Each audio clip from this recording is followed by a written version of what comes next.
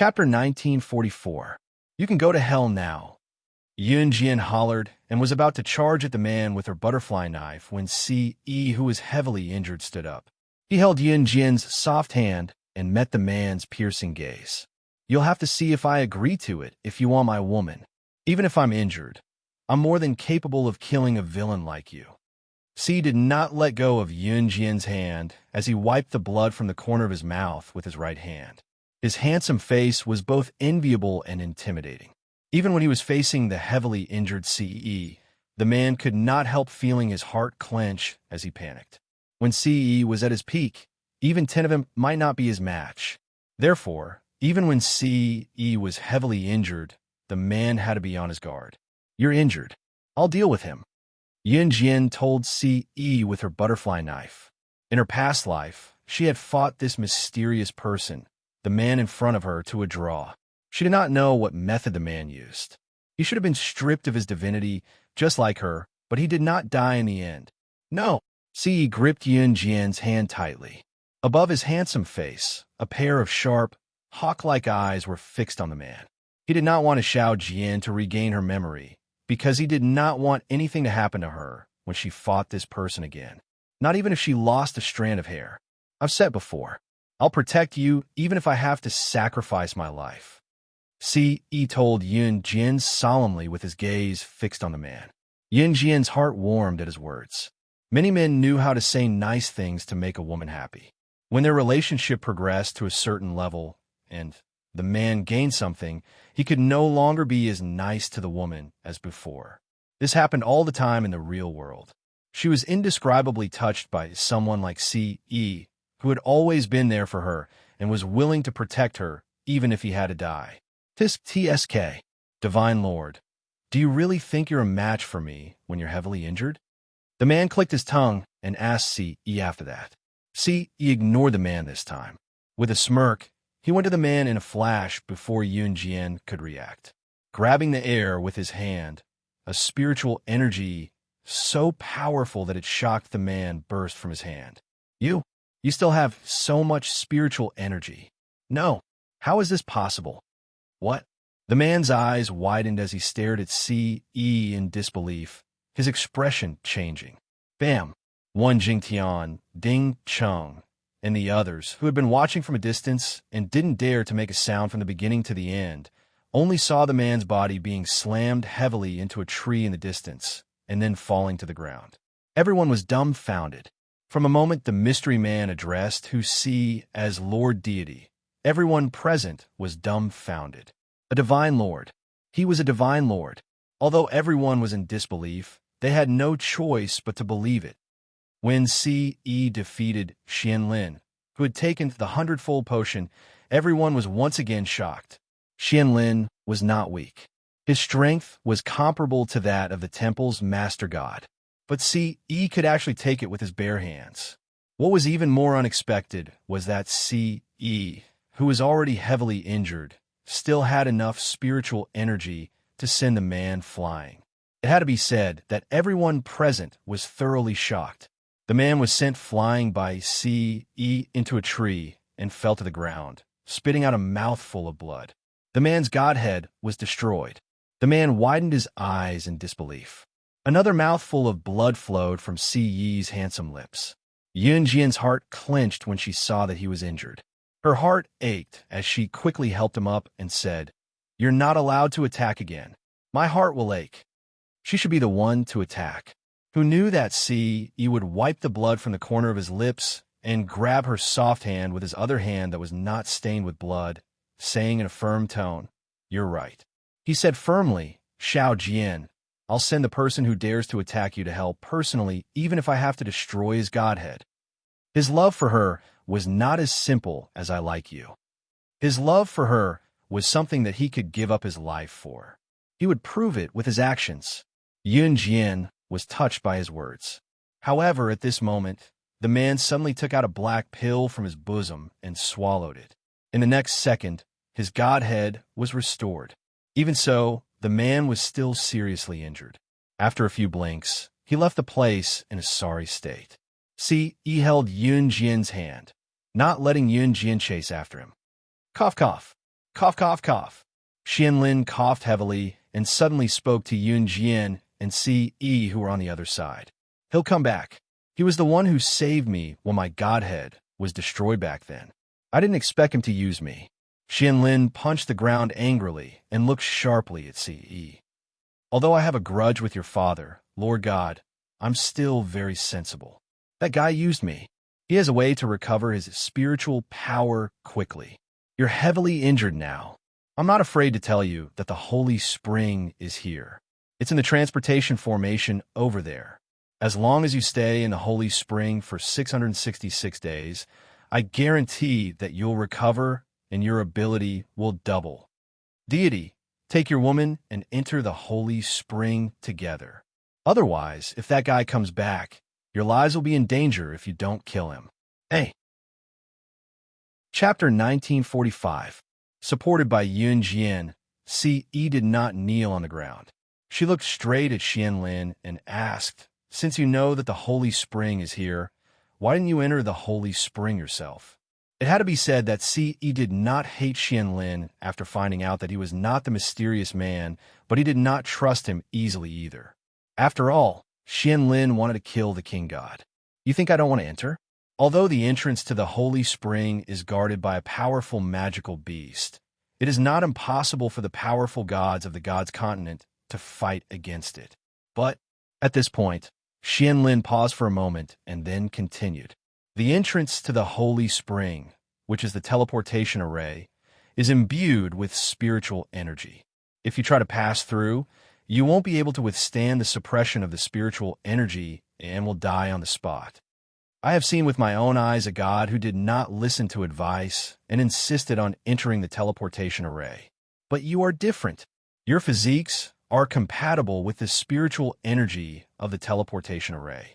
Therefore, I suspected that only the two of you can enter the Holy Spring.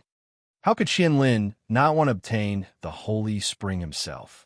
But he could not do it, and when he observed the teleportation array that led to the Divine Spring, he realized that only divine lords and sorcerer gods could enter the teleportation array. The monarch god's unusual strength and the sorcerer god's physique that made people within 3 meters of her lose their spiritual energy. It was the physique that could resist the powerful spiritual energy of the teleportation array. Of course, my suspicions are just suspicions. Today, I can finally confirm that only the two of you can pass through this teleportation array.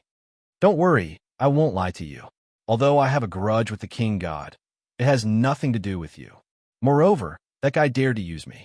I'm not as strong as him. Only by letting you deal with him can I take revenge, Xianlin said with a burst of anger in his heart. Xianlin did not look like he was lying. Moreover, he did not hurt her brother or the mysterious man who had harmed her. Yun Jian's eyes flashed. Must we stay in the Holy Spring for 666 days? Can't we come out earlier? Yun Jian asked aloud. 666 days was almost 2 years. She had been doing wilderness survival activities in a hunting school. If she stayed here for 2 years, she would have completely disappeared. Yes, not a single day less. Xianlin nodded. However, just as Yun Jian was hesitating, Ce grabbed her hand and walked towards the teleportation array. As long as we're together, 2 years is nothing. Ce was determined to bring Yun Jian into the teleportation array. According to Xianlin, no one other than him and Xiao Jian could enter the teleportation formation. Did that mean that there was no one else in the world in the transportation formation other than him and Xiao Jian? If Yun Jian knew about Ce's evil intentions, she would definitely refuse to enter the teleportation array with Ce. However, before Yun Jian could react, she had already been pulled into the teleportation array by Ce. Seeing Yun Jian and Ce disappear, Ding Cheng, Wen Jingtian, and the others weren't stupid. After hearing Xianlin's words, how could they dare to have any thoughts about the god Spring? Most likely, they would die in the teleportation array before they could even see the Divine Spring. Hence, the group left the place like they were fleeing. Xianlin clutched his chest and chuckled dryly. Thinking of the woman he had been longing for, but had already left this world for thousands of years, He got up awkwardly and walked in the opposite direction of the god's spring like a zombie. Just as they entered the teleportation array, Yunjian's attention was drawn to the open-air hot spring in front of her. It was surrounded by forests and was deserted. There was not even a bird or beast, but there were plenty of wild fruits and edible things around.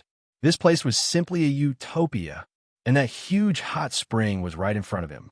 The warm and dense air current was rising. This was simply a fantasy world. This is the god spring. Yunjian went over and bent down to feel the temperature of the god's spring with her hand, finding that the temperature was just right. Just as she dipped her hand into the water, Yunjian felt a warm flow of spiritual qi flowing into her body.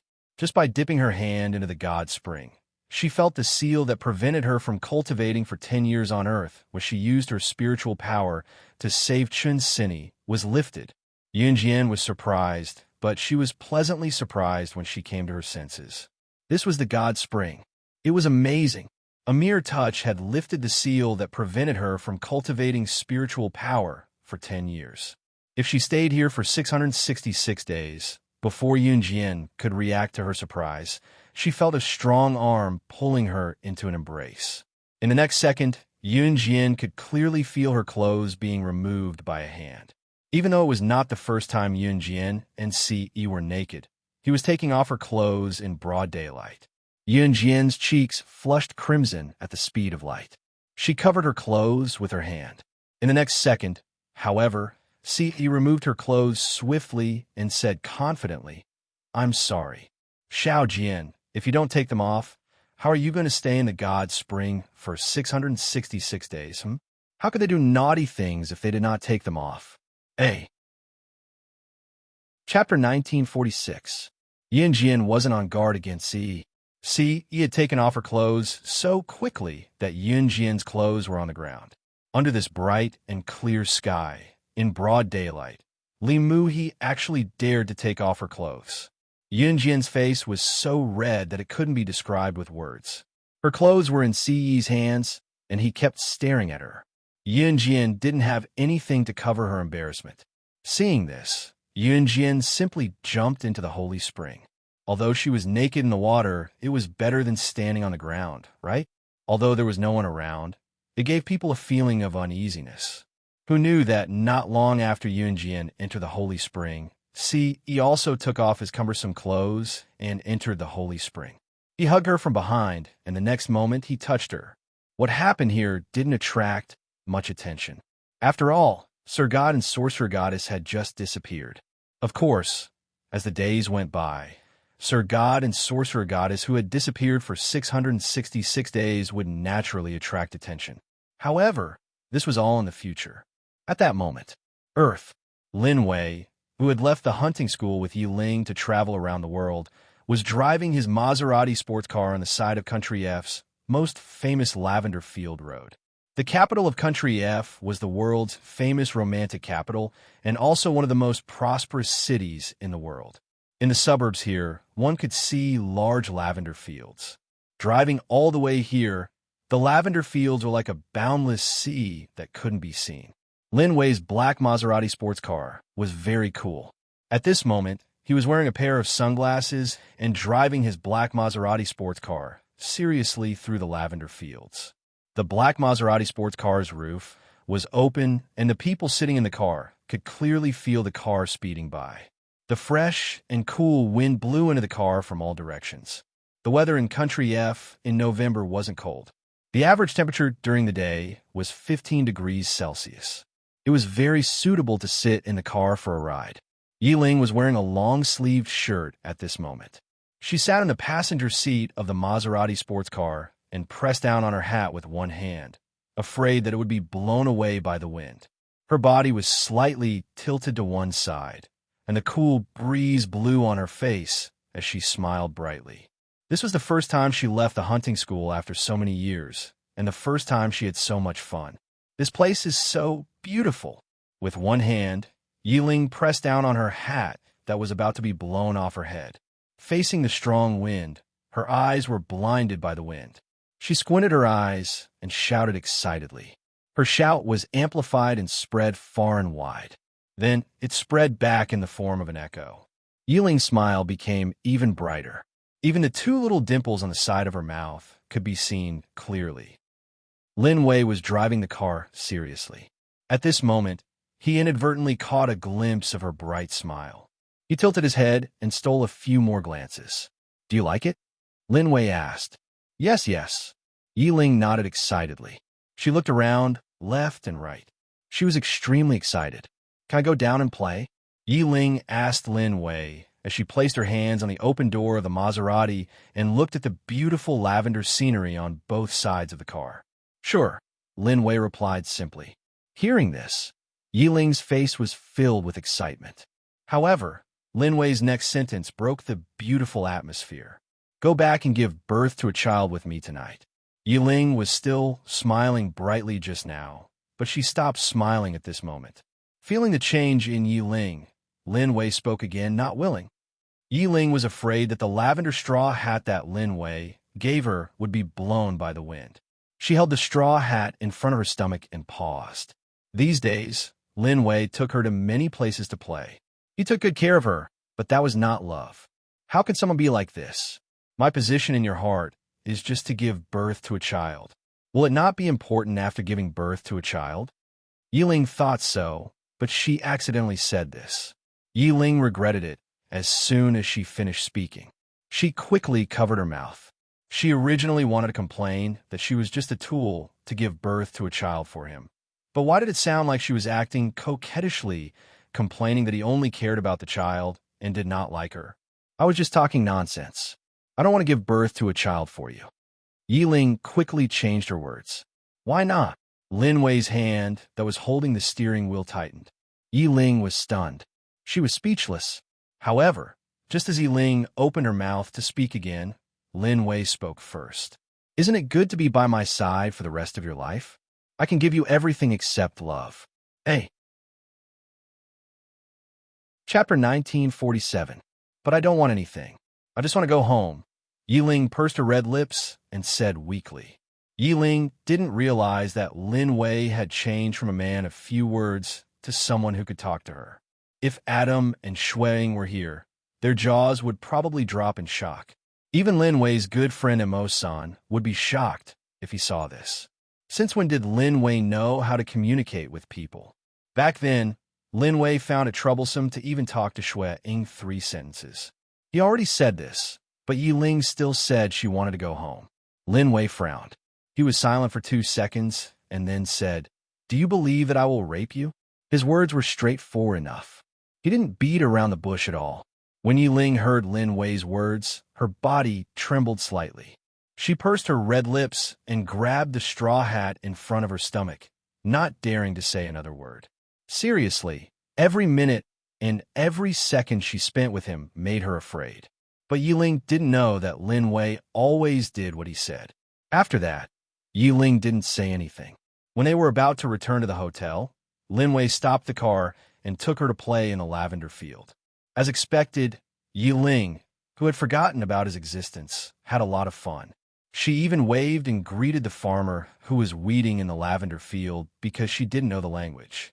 Yiling really hadn't been this happy in a long time. She ran in the lavender field and would talk to Lin Wei from time to time. That happy look tugged at Lin Wei's heart. The string in his heart was pulled by Yiling. After playing in the day, Yiling was tired. When they returned to the hotel at night, she took a hot shower and lay on the bed. Lin Wei and Yiling slept in the same room. This was Lin Wei's request. But fortunately, Lin Wei didn't sleep on the bed. He always slept on the sofa while Yiling slept on the bed. Maybe it was because Lin Wei said, "Do you believe that I will rape you?" during the day. But Yiling, who didn't feel anything wrong at first, felt very uncomfortable now. After Yiling took a shower, she lay on the bed. She didn't even dare to change out of her pajamas tonight. She still wore the clothes she wore during the day and curled up in bed. After Lin Wei came out of the shower, Yiling stole a glance at him and then shrunk back into her blanket. Lin Wei naturally saw this scene, but he didn't say anything. Yiling turned her body so that her back was facing Lin Wei. She was afraid that Lin Wei would really treat her like what he said during the day. She quickly closed her eyes and tried to calm herself down so that she could fall asleep quickly. However, as soon as Yiling closed her eyes, she felt the blanket on her back being lifted. Almost at the same time, Lin Wei pulled her out of the bed. What are you doing? I want to sleep. Yiling hugged the blanket and refused to let go. Do you still remember? Lin Wei was still a man of few words. What? Yiling closed her eyes, not daring to move.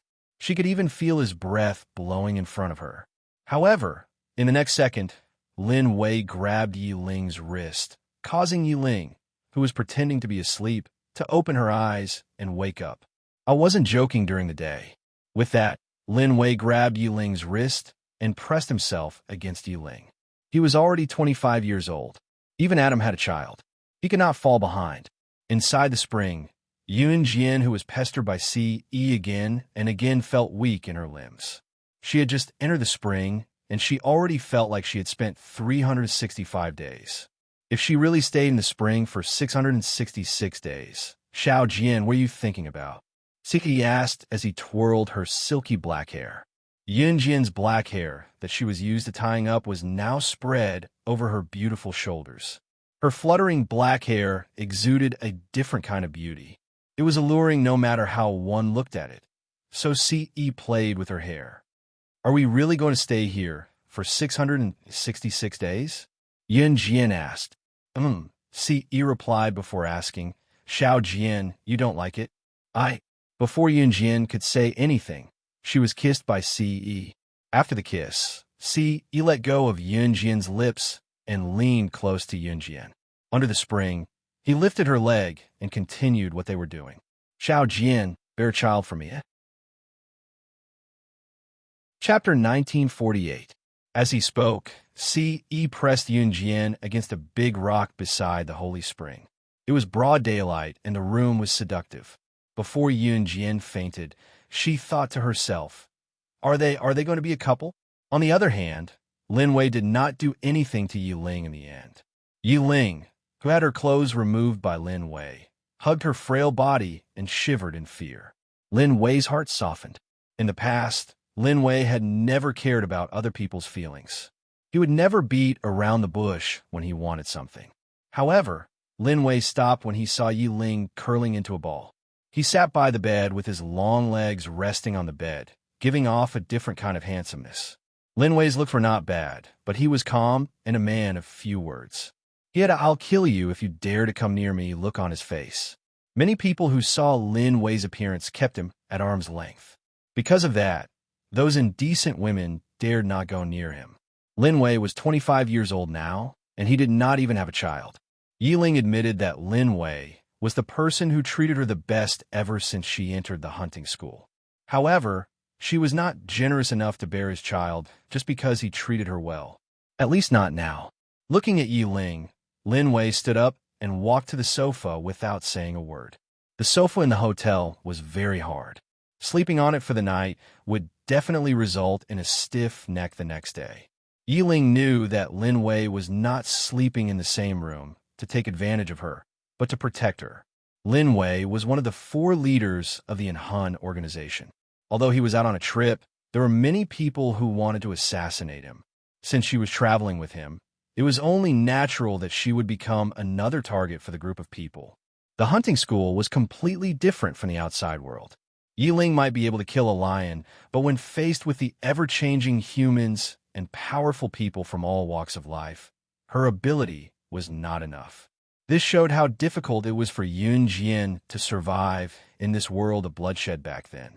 In a world filled with elites and powerhouses, she had to step on corpses and rise to the top. This was also one of the main reasons why slaying God was feared by all the international bosses. Back in reality, Lin Wei insisted on sleeping in the same room as Yiling to protect her. Just now, Lin Wei did take off her clothes and wanted to force her. Lin Wei had always been a man of his word, but he stopped just now and didn't force her. This gave Yiling an indescribable feeling. Seeing Lin Wei walk towards the sofa, Yiling also knew that the sofa was very hard and uncomfortable to sleep on. She pursed her red lips and suddenly said to Lin Wei, "Go to bed and sleep." With that, Lin Wei turned around and glanced at her. Yiling shrank back and said, "This bed is quite big. I don't have any other intentions. I just don't think it's comfortable for you to sleep on the sofa. Before Yiling could finish, Lin Wei lifted the blanket and crawled in. Wait, I haven't put on my clothes yet. Yiling tightened her grip on the blanket. She hadn't even put on the clothes that he had forced her to take off. Sleep. Unexpectedly, Lin Wei only spat out these two words before closing his eyes. After Lin Wei came in, half of the blanket was gone. Yiling was too embarrassed to put on her clothes, otherwise she would definitely be exposed. In the end, she kept her eyes open and unknowingly closed them. The night was long. Yun Jian and Si stayed in the divine spring for 666 days, not a day less. November passed by quickly. In mid-December, Lin Wei brought Yiling back to the hunting school. Overall, Yiling was very happy after a month of traveling. Of course, what made Yiling even happier was that Lin Wei promised to bring her home after the hunting school activity ended. Yiling was separated from her parents when she was young. She used to be a spoiled and unruly young lady. When she heard that Lin Wei would bring her home, Yiling was so excited that words couldn't describe it. At this time, after a month of wilderness survival activities, Lin Wei and Jamie realized that Yun Jian and Si were missing. Chapter 1949. Inside the hunting school base. Everyone who participated in the wilderness survival activity with Yun Jian had been brought back to the hunting school base. Although some of the people who came back from the wilderness survival activity were seriously injured, in general, they all came back alive. There were no casualties, except Yun Jian and Si did not come back. At this moment, in front of the hunting school base, all the special forces from all over the world gathered here. Several of them were attacked by wild beasts in the wilderness survival activity and were seriously injured. But even so, these people just bandaged their wounds and returned to the team. No one dared to violate the hunting school's rule that if a student stopped training for 48 hours, it would be regarded as automatic abandonment regardless of the reason. At this moment, Mijel stood in the crowd and counted carefully. He did not find Yun Jian's figure. He frowned and asked, "Where is 16? Why didn't she come back?" "Chief Instructor, our people have searched the forest and found no trace of 16 and the man. The forest is full of wild beasts. Could they be?" The registrar standing next to Jamil said to him. While speaking, the registrar paused for 2 seconds. "Impossible. How is 16 possible? How could she have been eaten by wild beasts? She is such a powerful person, and she is the daughter of Gu Yunjian's instructor Gu." Before the registrar finished speaking, Chen Yang, who came to the hunting school with Yun Jian, spoke. At the end, his voice became softer and softer until it disappeared. It was true that they did not find anyone in the forest, but 16 was so powerful. How could she be killed in the forest? We didn't believe it at first, but we found human bones in the forest. The registrar was silent for a while before he reluctantly said this. "No, impossible. That's definitely not her." Chen Yang and Ding Jianlin came from Z country with Yun Jian. Yun Jian was young, so they felt that they should take care of her in some aspects. Chen Yang and Ding Jianlin were excellent soldiers. Yun Jian was strong, so they had always been proud of Yun Jian. But now the registrar said that Yun Jian had died. "We won't register the casualties for now. If they don't come back after a year, then we can only treat it as an accident." Jamil frowned and interrupted Chen Yang and Ding Jianlin. Lin Wei, who was standing at the side, didn't say anything from the beginning until the end. He just frowned slightly and seemed to be thinking about something. It was as if he already knew where Yun Jian and Si were and was just worried that they might be threatened by a mysterious person. After Jamil finished speaking, he announced the end of the meeting. Although it was a pity that Yun Jian had gone missing and the hunting school had lost a talent, for someone like Jamil who was used to seeing life and death, it was not unacceptable. After Jamil left, Mai Dan, who had been hostile to Yun Jian, laughed at Chun Yang and Ding Jianlin. "Like I said, you Z people are just weaklings. Do you really think that 16 can lead you to new heights? Puff, dream on. You guys, you'd better wash up and go back. Otherwise, you too will be the next to die." Mai Dan said, laughing and walking away. How satisfying, how satisfying. That 16 guy is dead. Ha ha. It had been a few days since Jamil and the others found out that Yun Jian had gone missing. On the night of December 31st, 1999, Qin Yuru, who did not know that Yun Jian and Ce had gone missing from the hunting school, cooked an entire table of dishes. Even if he took out the largest round table in his house, there was not enough space for all the dishes. Qin Yuru had been practicing his culinary skills recently and had made Yuni fat. Of course, Yunyi's tall and thin figure had gained a little weight from eating, which made his body look even more masculine. At this moment, the pregnant Lan Su, Qin Yu, who had confessed to Qin Yiru that he was dating Yun Yi, and the lonely Gun Yinji were sitting at the round table. Xiao Yunju, Duan Li, and Duan Yu were also sitting around the round table, holding their bowls and chopsticks as they waited for their food. By the time Luo Mei and Si Luo arrived, all the dishes had been served. Adam, Snow Eagle, and Mo Sun were all present. Other than Yun Jian and Ce, there was also Lin Wei. Tonight's feast that spanned from 1999 to 2000 could be considered a happy reunion. Lung Mei will be here later too. Ninji will have to play mahjong with him for 3 days and 3 nights. Qin Yu clapped her hands together and said excitedly like a man. She was excited at the thought of playing mahjong.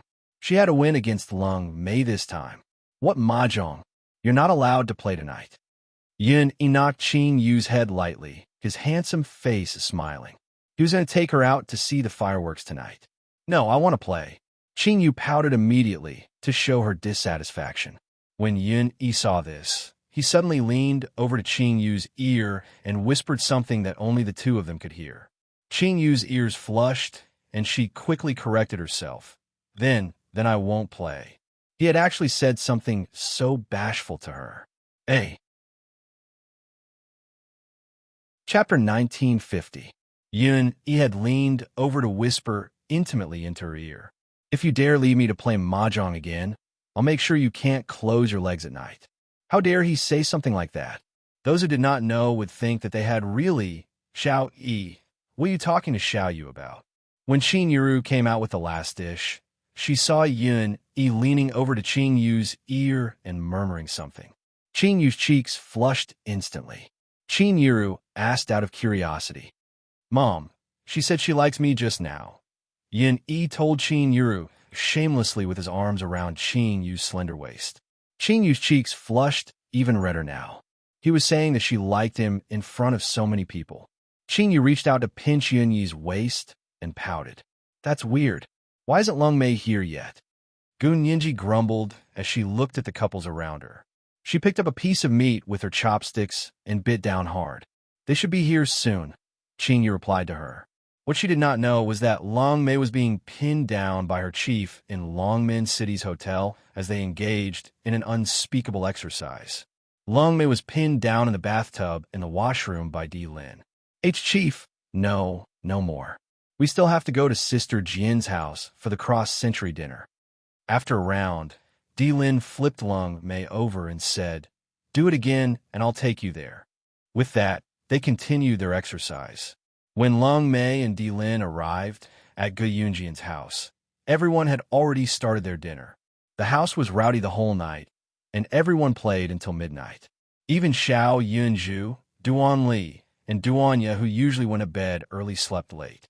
When it was midnight, there were people setting off fireworks around them.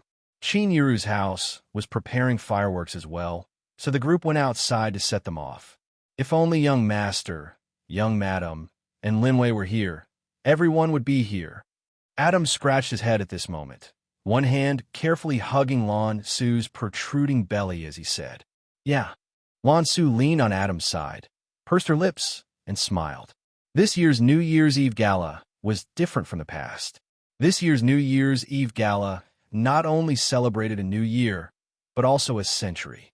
Of course, once the new year was over, everything would return to normal. After bidding farewell to 1999, the year 2000 officially began. On the 254th day of Yun Jian and Ce Yi's stay at the Holy Spring, which was August 2nd, 2000, Lan Su and Adam's child was born. On the day of Lan Su's delivery, Adam was so anxious that he paced back and forth in the operating room for a long time. In the end, Qin Yiru asked someone to pull Adam away so that Lan Su could give birth smoothly. It was a boy, very cute. Adam named his son Zhou. Zhou was the surname of Adam and Mawson before they called themselves by code names. Adam didn't want his son to be involved in his own world, so he used his and Mawson's original surname. Surname Zhou. November 18, 2000, the hunting school ended 1 year's training for the students. Among the 30 special forces who entered the hunting school with Yunjian, only 6 people successfully graduated from school. Among the 6 people, Chun Yang and Ding Jianlin, who represented Z country, overcame all kinds of difficulties and didn't give up even when their lives were hanging by a thread.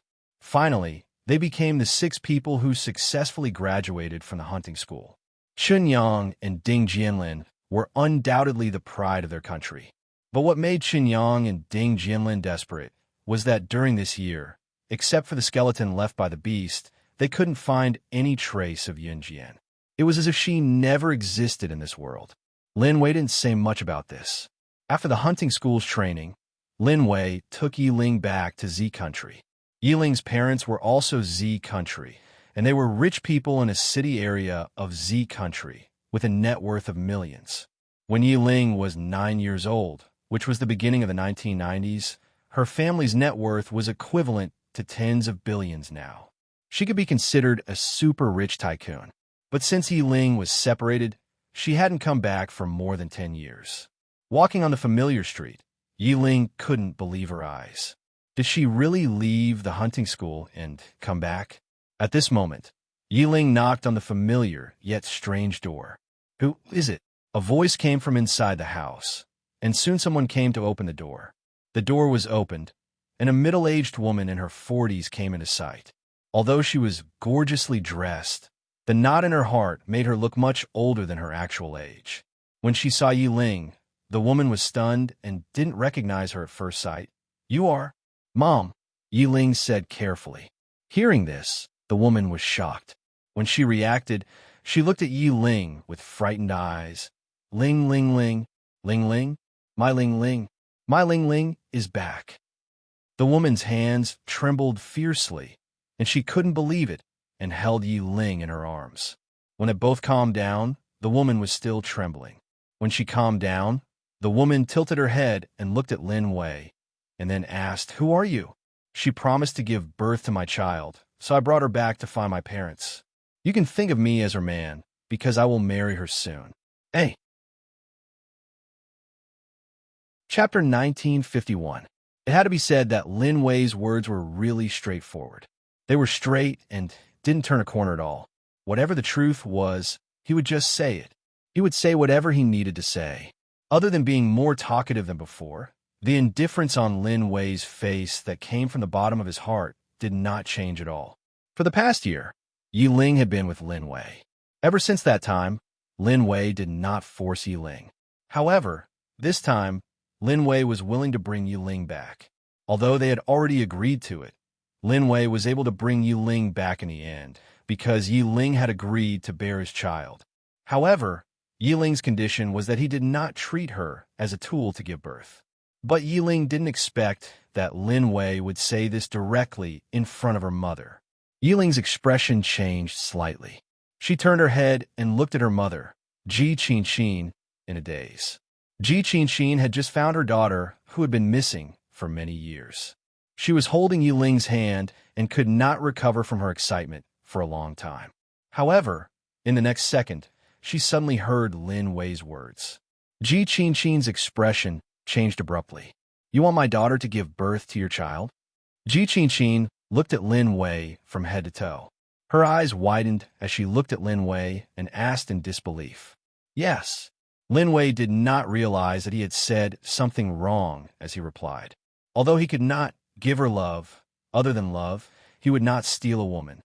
He would give her all his savings as long as she stayed by his side peacefully and did not think about other people. Sex without love. Moreover, she had been with him for a year. There should be no reason for her to reject him. Reality proved that Lin Wei's straightforwardness was not likable. After hearing Lin Wei's words, Ji Qinqin rolled her eyes and shouted into the house, "Hubby, hubby, come out for a moment." "Mom, is Dad home too?" Yiling was held by Ji Qinqin's hand. When she heard Ji Qinqin shouting into the house, she was both excited and a little scared. Yiling still remembered that although her father was strict with her when she was young, he was just like her mother. Her father doted on her to the bottom of his heart. However, she did not understand at that time.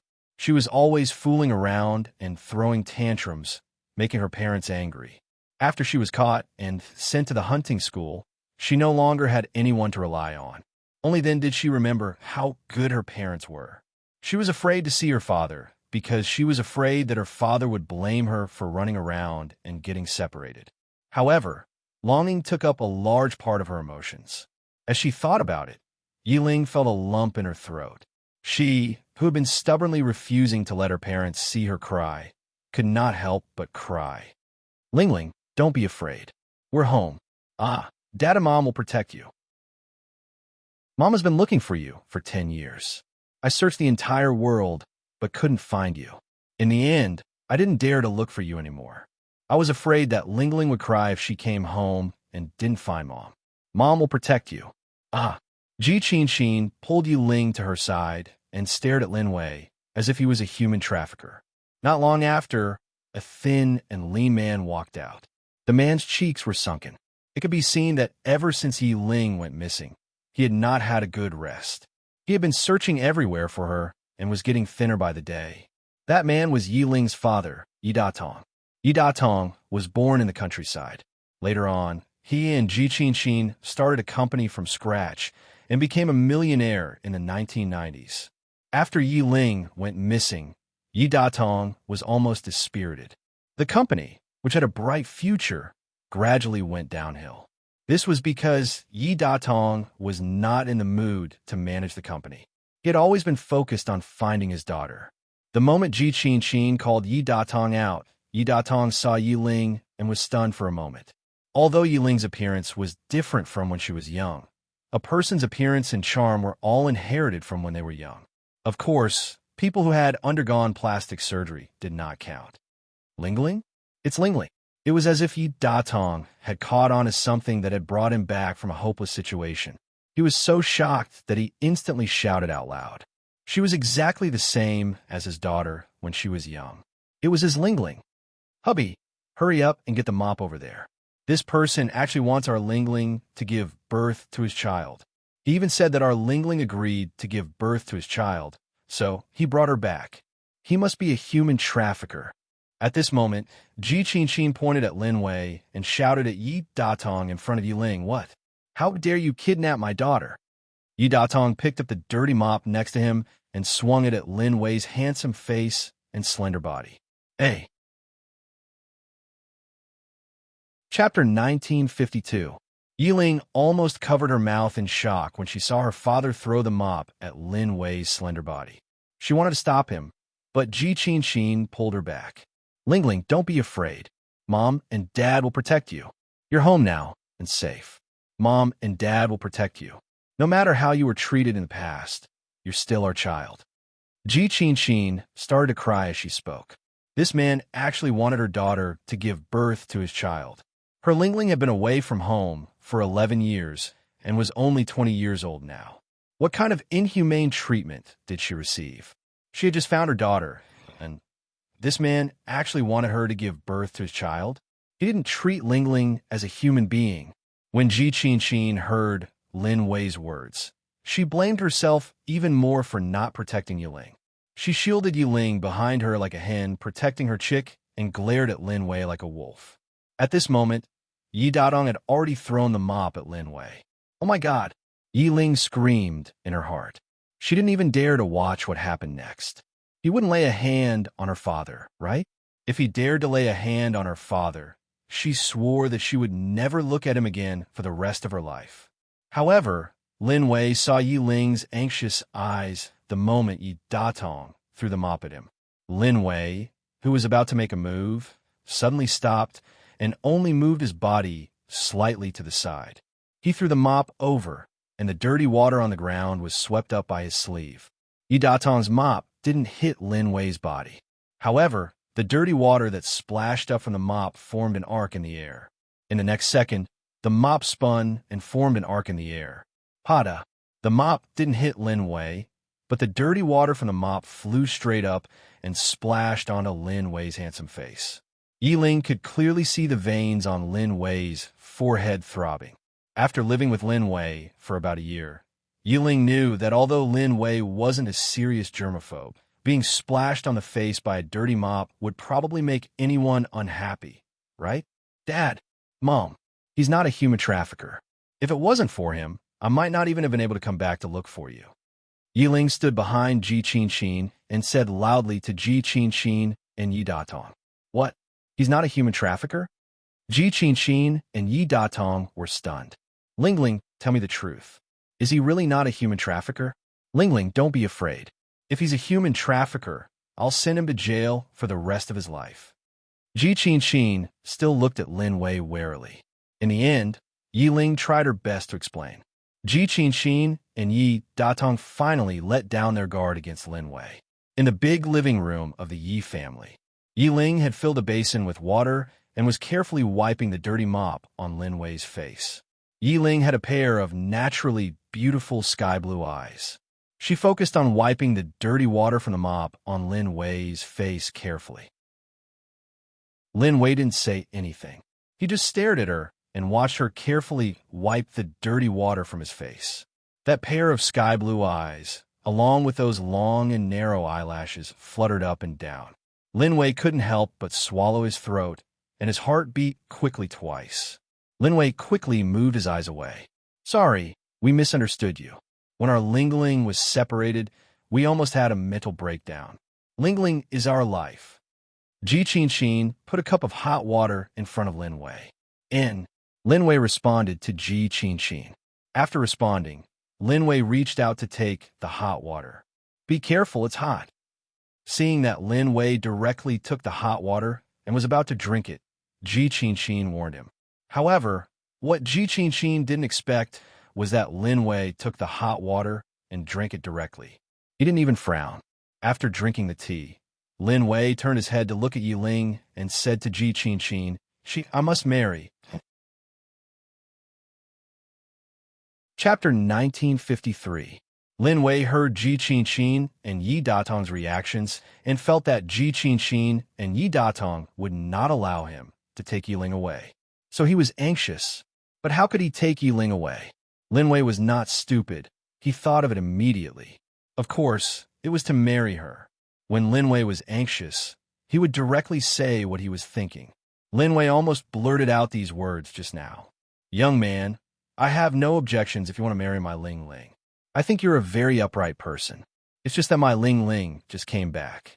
We haven't seen her for 11 years. If you take her away immediately, Ji Qinxin felt uncomfortable and felt her heart tighten. Her child had been separated for 11 years.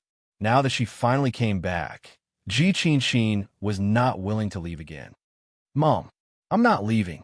Yiling heard Ji Qinxin's words and her eyes were wet. She put down her hand that was wiping Lin Wei's dirty water and leaned on Ji Qinxin's shoulder. Good child. Ji Qinxin rubbed Yiling's head, obviously worried. Not leaving? Lin Wei heard Yiling's words and asked. Yes. Yiling was a little afraid of Lin Wei. She shrank in Ji Qinxin's arms and nodded at Lin Wei like a chick pecking at rice. She did not want to leave. She definitely did not want to leave. But Yiling knew Lin Wei's strength. If he insisted on leaving, then Okay, I won't leave. Lin Wei said.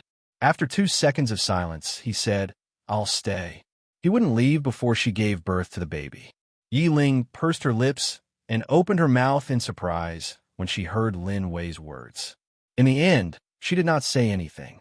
Later, Shui Ying and Adam found out that Lin Wei actually went to someone's house to chase a woman. When they thought of Lin Wei's usual murderous face, Shui Ying and Adam almost fell into a cesspool with laughter. However, this was a story for later. A year had passed. They thought that Yin Jian would come back after staying in the hunting school for a year, but they did not hear any news about Yunjian. In the end, Good Junjian almost fainted when he received the news that Yunjian had gone missing not long after entering the hunting school. However, Good Junjian believed that Yunjian would be fine. Therefore, after thinking about it for a long time, he decided to hide it from Qin Yiru and secretly send people to the Venezuelan forest to search for Yunjian's whereabouts. A year had passed, and Yunjian had not returned yet. Good Junjian naturally had to find a reason to hide it. He said that Yunjian had graduated from the hunting school, but for the sake of better development, she was arranged to go to a better place before she could go home to say goodbye, so she had to stay for a while. As for what excuse he could come up with to hide it in the future, he could only think about it when the time came. Everything seemed to have settled down. Without Yunjian, although many people felt uneasy, they still had to live their lives day by day. In the blink of an eye, it was only 3 days away from the 666th day. Nearly 2 years passed in the blink of an eye. God Continent Bailey family. After the temple was blown up, the Lord God was not around. The Lord God had been staying in the Bailey family, swindling food and drinks, saying that he had not recovered from his serious injuries and refused to leave. Bailey Yin did not say anything, and since the last time, she did not go to see the Lord God again. But now, the Lord God came to her courtyard every day and was happy not to be tired. Bailey Yin did not know what to say to him. She could neither chase him away nor keep him. At this moment, seeing that Bailey Yin wanted to chase him away, the Lord God crossed his legs. His handsome face was 80% similar to Si Yi's. He shook his legs and said to Bailey Yin, who was about to chase him away, "Yin, our son and daughter-in-law are coming out." Bailey Yin was about to chase him away, but now that she heard the Lord God say that their son and daughter-in-law were coming out, her mood was disturbed by the Lord God. How many days until our son and daughter-in-law come out? Isn't there only 3 days? The Lord God said and pulled Bailey Yin, who did not react, into his arms. What are you doing? Only then did Bailey Yin realize the Lord God's purpose. She struggled twice. The Lord God kissed Bailey Yin's cheek, touched her legs twice, and laughed secretly. "It's not like you don't know what I'm doing.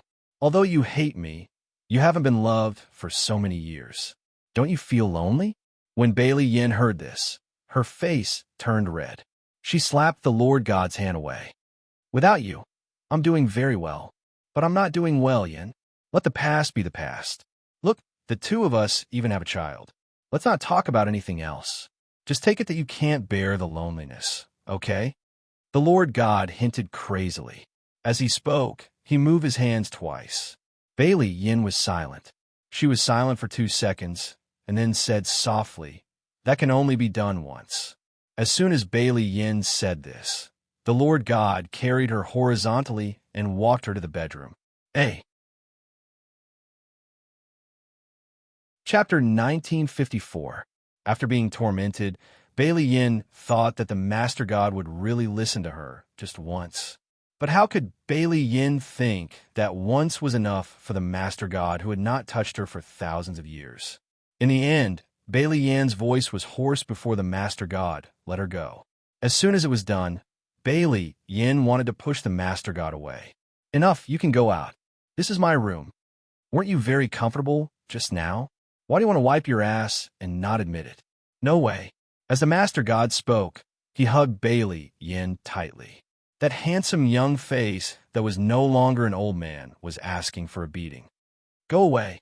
Bailey Yin pushed the Master God a few times. The Master God hugged Bailey Yin tightly and did not let go. Bailey Yin felt that she had been schemed against. She wanted to cry, but had no tears. Unfortunately, from the moment Bailey Yin agreed to the Master God's request, the Master God had already schemed. Humph! How could he let her go down after she got in his bed? It was the 666th day that Yunjian and Si Yi stayed in the Holy Spring. Yunjian and Si Yi had been away from Earth for almost 2 years. According to the calendar of Country Z on Earth, 2 new years had already passed. It was already 2001.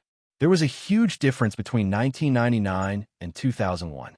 In the late 1990s, if a car drove on the streets of Country Z, it would cause a sensation. At this time in 2001, Although cars had not become completely popular, it was normal for a car to drive on the streets from time to time. Country Z's economy began to develop rapidly from the 1990s to 2000. In 2001, it had reached a point where foreigners were stunned. September 15th, 2001. At that time, in a five-star international hotel in Venezuela. This five-star international hotel in Venezuela was located not far from the hunting school. Usually, the people who wandered around this five-star international hotel were the richest and most powerful people in Venezuela. And today, the hunting school invited 6 of the most outstanding students from all over the world who had successfully graduated from the school to have a meal here. Hearing the news, the rich people from all over Venezuela hurried over.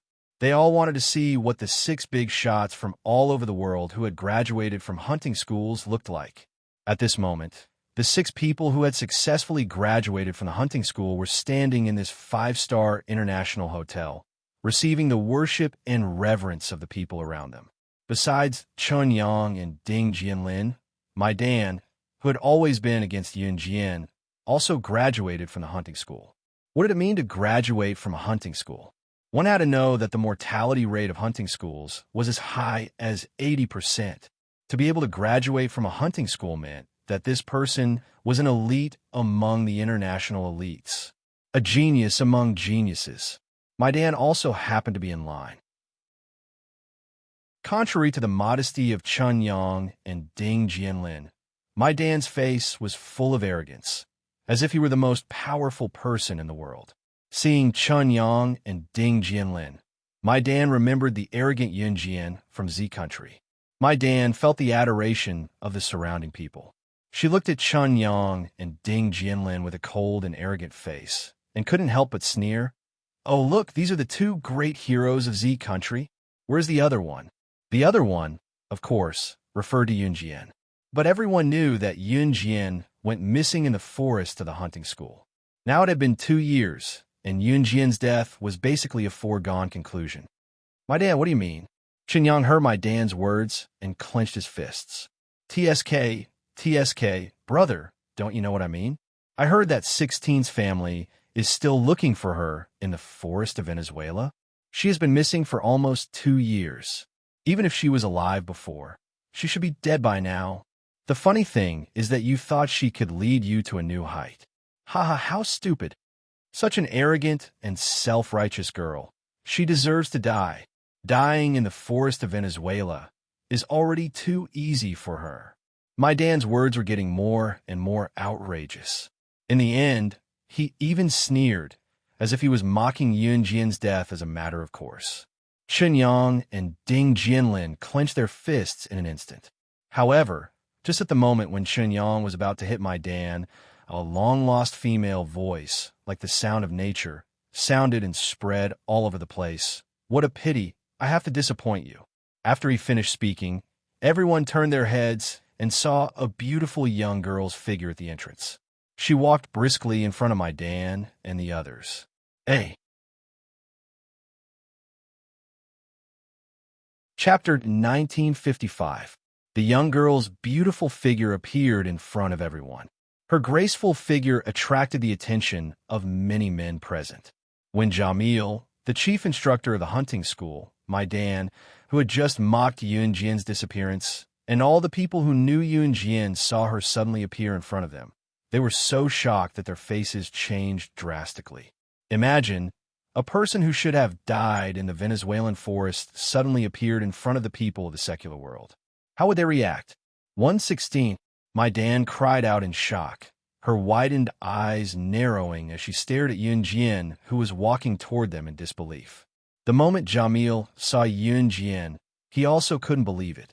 When Chun Yang and Ding Jianlin saw Yun Jian, they were both surprised and pleasantly surprised. Even though 2 years had passed, Yun Jian's strength and achievements were deeply imprinted in their hearts. The 16-year-old Yun Jian was the king's spokesperson that could never be erased in their hearts. 2 years had passed. The young girl who made Chun Yang, Ding Jianlin, and countless people shocked and terrified returned with glory. Yun Jian, you really didn't die? We always believed that you were still alive. Officer Gu also always believed that you were still alive. You are the pride of the Z Nation. You will lead us to new heights. How could you die so easily? Following my Dan's words, Qinyang shouted these words excitedly in a way that slapped my Dan in the face. Yes, Yun Jian was the pride of the Z Nation. She was the pride of the Z Nation. How could she die so easily? Many of the people around were rich and powerful aristocrats from all over Venezuela. When they saw Yun Jian for the first time, they were attracted by Yun Jian's unique and charming appearance. 2 years ago, Yun Jian was 16 years old, and she had already grown into a slender and elegant woman. Today, Yun Jian was 18 years old. Her originally plump bosom had become even rounder, and her beautiful face had lost its youthfulness. Her exquisite beauty made the men and women present gasp. It had to be said that in the past 2 years, Yun Jian had changed a lot. But in conclusion, the current Yun Jian had lost the innocence of a young girl and gained the taste of a woman. With every step she took, she gave people a stunning feeling that they were unable to extricate themselves from it. Coupled with the aura of a king emanating from her body, she not only attracted the attention of men, but also attracted the attention of all the women around her.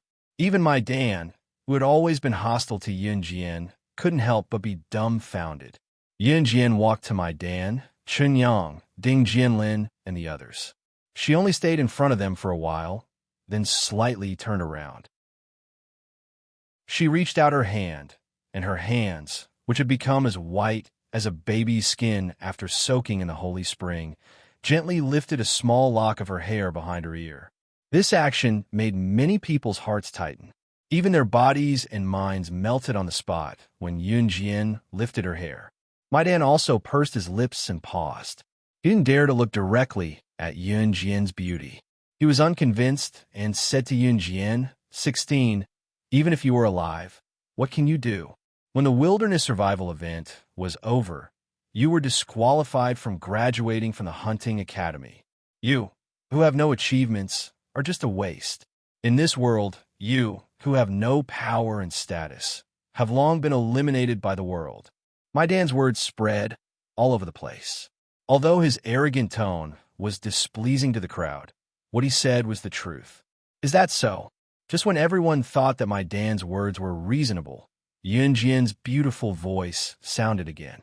Just when everyone was mesmerized by Yun Jian's beautiful voice, Yun Jian's curled lips instantly disappeared. Everyone saw that after Yun Jian's simple words, outside the 5-star International Hotel, 2 figures walked in through the door that faced Yun Jian. These 2 figures were a man and a woman. The man was tall and burly, with a height of more than 9 meters. The woman was enchanting and charming, with ample breasts and a plump butt. After the 2 walked into the 5-star International Hotel, they caused a commotion. Could it be that those 2 are the most authoritative Kosha mercenaries, Tiger Leopard and Snake? Lizard, besides the Kosha mercenaries boss. Oh my God, why are these 2 great Buddhas here?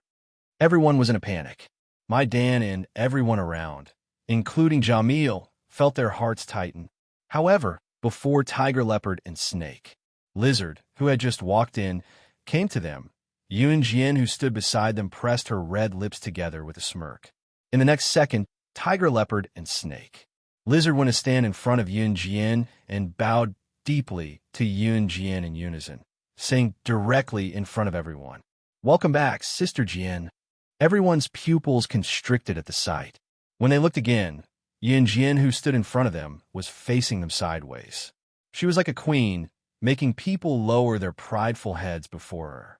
She tilted her body sideways, her red lips arched slightly. Just like that, she commanded Tiger Leopard and Snake, Lizard, the most authoritative figures in Kosha mercenaries, in front of everyone like a boss. Tell the world that I, slaying God, have returned, eh? Chapter 1956. Slaying God would return to the stage of history with a brand new identity. It was a true and complete announcement to the world that she was back. At that time, even Tiger, Leopard and Snake, Lizard, who were powerhouses and used to meeting powerhouses, could not help feeling respect for Yunjian. What was the most powerful? To be able to subdue all powerhouses and make them revere her from the bottom of their hearts, even surrendering to her without hesitation. This was the realm of a person's greatest strength.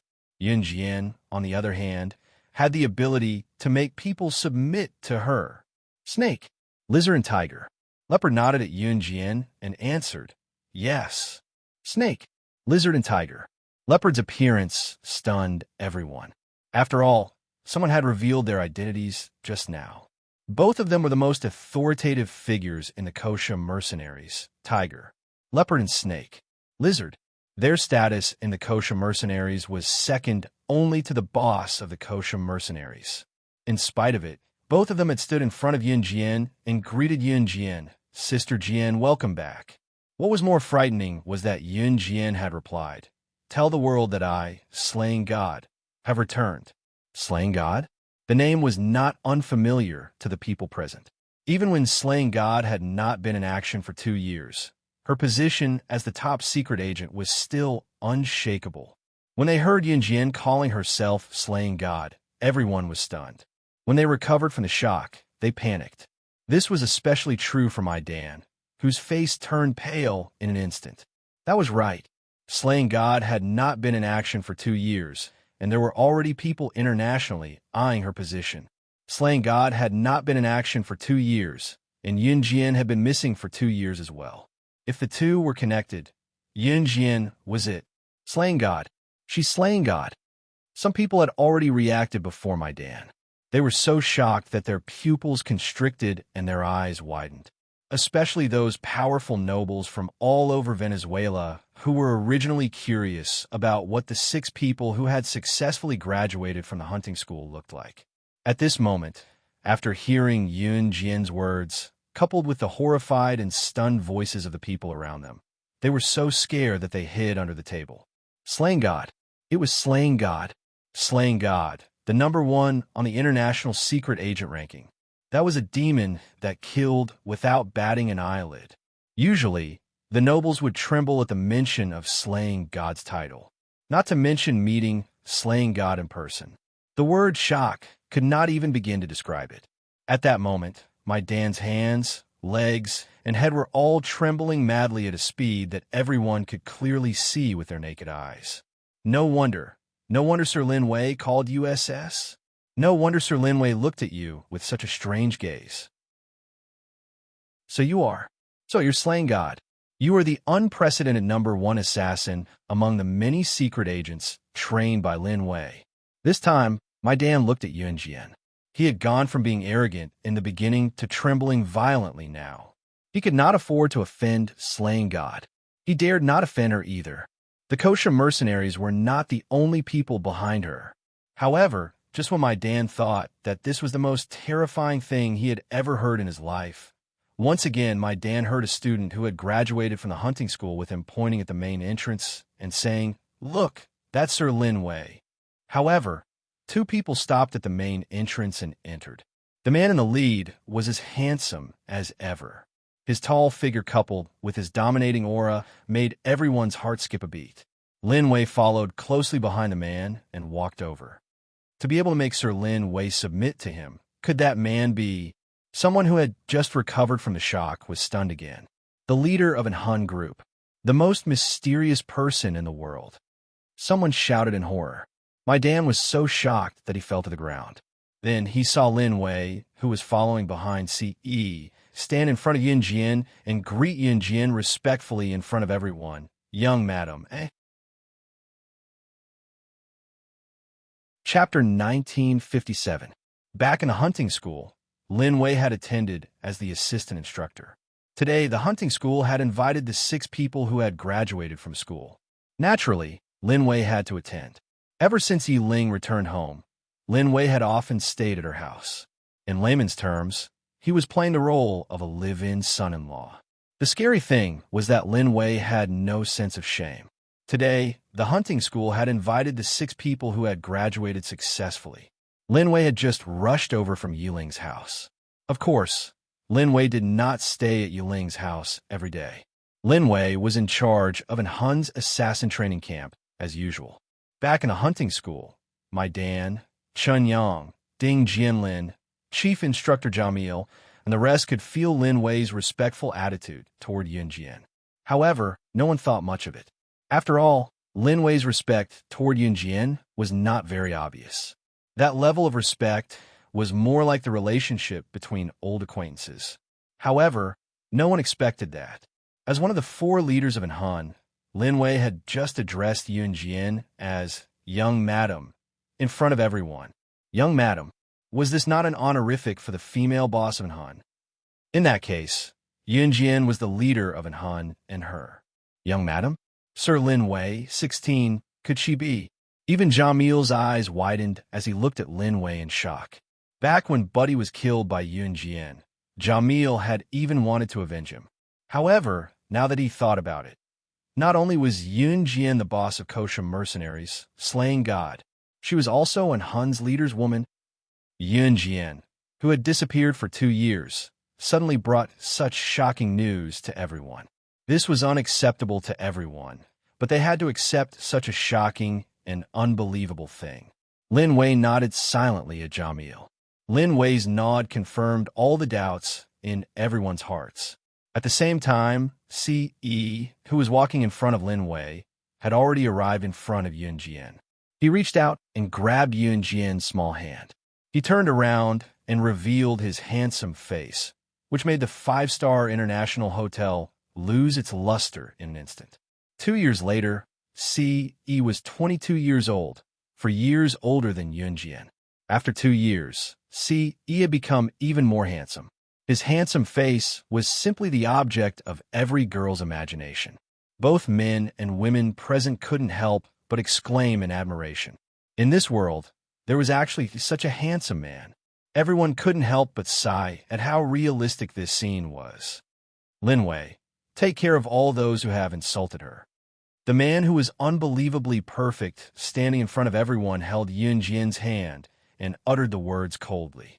When everyone heard this, their expressions changed drastically. This was especially true for my Dan. When he heard CE's words, his entire body began to tremble violently. His instincts told him that he was dead meat. CE had already pulled Yun Jian's hand and walked out. Near the 5-star international hotel, Yun Jian's hand was held by CE as she looked at Tiger, Leopard, and Snake. Lizard. Above her delicate face, there was a sharp glint in her eyes. Yun Jian was currently listening to Tiger, Leopard, and Snake. Lizard's report on what had happened in the 2 years she was away.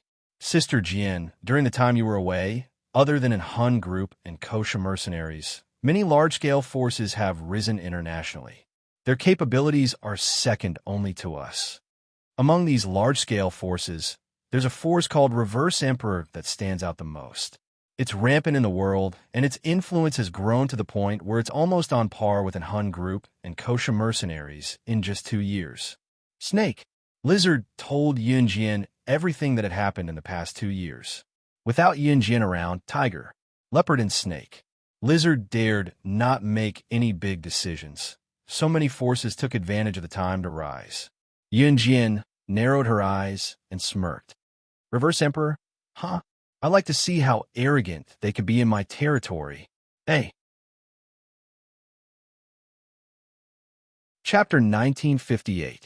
In the 2 years that Yun Jian and CE were missing, many organizations of varying sizes had risen. Among them, an assassin organization called Reverse Emperor was the most prominent. In a short span of 2 years, Reverse Emperor had developed to the point where it was almost on par with an Hun group and kosher mercenaries. In these 2 years, kosher mercenaries did not have Yun Jian's leadership, and in Hun group did not have CE's leadership. Their progress was not as fast. A leader was the most important existence to a whole. One must always remember that if one did not improve and stayed where one was, there would be someone better in this world stepping on one's back to climb up. It was only a matter of time before they surpassed one. It was also because Yun Jian and CE had gone missing for 2 years that assassin organizations had developed rapidly. Just like Blood Doll back then, Those who were not good enough and could not move forward would be eliminated by the world. This was an unchanging law. It was only a matter of time before Yun Jian met Reverse Emperor, but at least she would not do so now. At the moment, Yun Jian had parted ways with C.E. and returned to Country Z's Longmen City. C.E. had returned to an Hun group. Tiger, Leopard and Snake. Lizard had rushed to the 5-star International Hotel as soon as Yun Jian and C.E. returned to Earth after Yun Jian informed them. After parting ways with C.E., Tiger, Leopard and Snake, Lizard told Yun Jian about the Kosha mercenaries' recent trends in detail. Yun Jian left Venezuela after instructing them what to do. At the same time, Yun Jian was on a plane back to Country Z's Longmen City. Before he left, C.E. told her that he would go to Longmen City to look for her after he was done with Han Group's matters. Recalling how C.E. had pestered her so many times before they left the spring, Yun Jian blushed. "I'm sorry, babe. Can you move aside? I need to go to the washroom." Just as Yun Jian was lost in her thoughts, a girl who was about the same age as Yun Jian sitting next to Yun Jian held her stomach, twisting and turning as she looked at Yun Jian urgently. Yun Jian was currently on a flight to Country Zija Province, a city with an airport that was the closest to Longmen City. Yun Jian's seat was not by the window, but by the aisle next to the window's seat. The girl who sat by the window suddenly felt the urge to pee and wanted to leave Yun Jian's seat to go to the washroom at the back of the plane. Yun Jian shifted her legs to make room for her. After a while, the girl who needed to pee returned to her seat. At this time, the plane encountered turbulence and began to shake. The toilet at the back of the plane was temporarily closed due to the turbulence. Phew, luckily I went to the toilet in time. Otherwise, I wouldn't even be able to go to the toilet. I would have suffocated to death. The girl heaved a sigh of relief and smiled, fastening her seatbelt. Seeing that Yun Jian had been resting with her eyes closed since the beginning, the girl probably felt bored on the plane and asked Yun Jian, "Hello, babe." "Hey, how are you, beautiful? Are you alone too?" Yun Jian's eyes widened. She did not respond to the girl with excitement, but she did not ignore her either. She nodded softly. I see. Haha, I came back alone too. I'm Jian Ning, what's your name?" The girl asked Yun Jian because she was bored on the way back and wanted to find someone to talk to. Yun Jian. Yun Jian answered. "Wow, Yun Jian. That's a nice name." Jian Ning praised Yun Jian before continuing to talk to Yun Jian. She learned from Jian Ning that Yun Jian studied abroad in high school. Now that she was about to enter university, she did not want to continue her studies abroad, so she took a flight back to China. As they chatted, Jian Ning and Yun Jian became familiar with each other. Chapter 1959. The flight was not long, especially when there was someone to talk to. Although Jian Ning talked to Yun Jian and Yun Jian did not respond enthusiastically, it was better than not talking at all. Soon, the plane landed at the terminal and Yun Jian learned about Jian Ning's family background. Jian Ning's family was rich and she was good at her studies. She went abroad when she was in high school. It was now the 15th of September, which was the time when the freshmen enrolled in 2001. Jian Ning's studies abroad were excellent, and she wanted to go back to study at a university.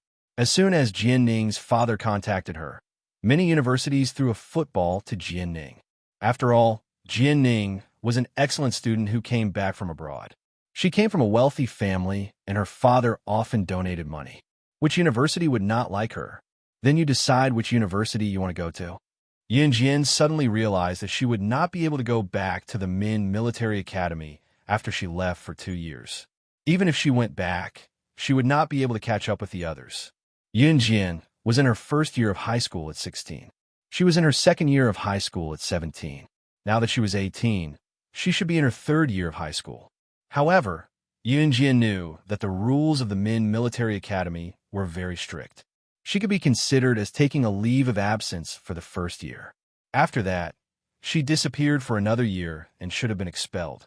Even if the Min Military Academy did not expel her, Yun Jian did not plan to go back to the Min Military Academy. She planned to skip the third year of high school and go to university. She used to go to the military academy to recover her strength to the level she was at in her previous life. However, in the past 2 years, including the few days of training in the hunting school, she was much better than she was in her previous life. Skills were improved through actual combat.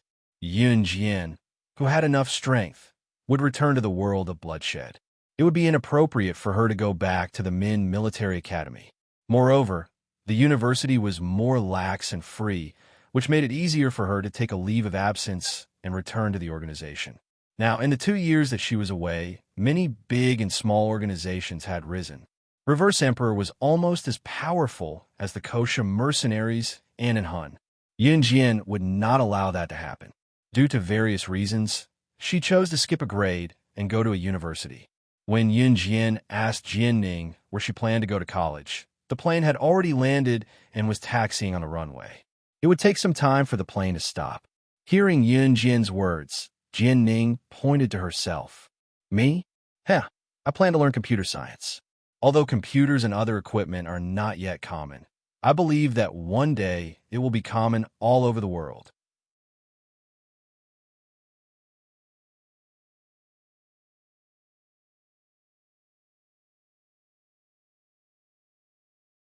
Chapter 1960. In the flower shop where Qin Yiru worked. Qin Yiru had been working in the flower shop for 2 years. Qin Yiru and Gu Junjian hadn't had their own children because Qin Yiru was a little old. If she gave birth again, she would be an advanced pregnant woman. Qin Yiru didn't have a good rest in the past. Her body wasn't very good. If she married Gu Junjian and gave birth immediately, it would be very dangerous and not good for the child. Therefore, Gu Junjian had been taking care of Qin Yiru's body for the past 2 years. He wanted Qin Yiru to recover and give birth again. Qin Yiru and Gu Junjian were very eager to have a child of their own.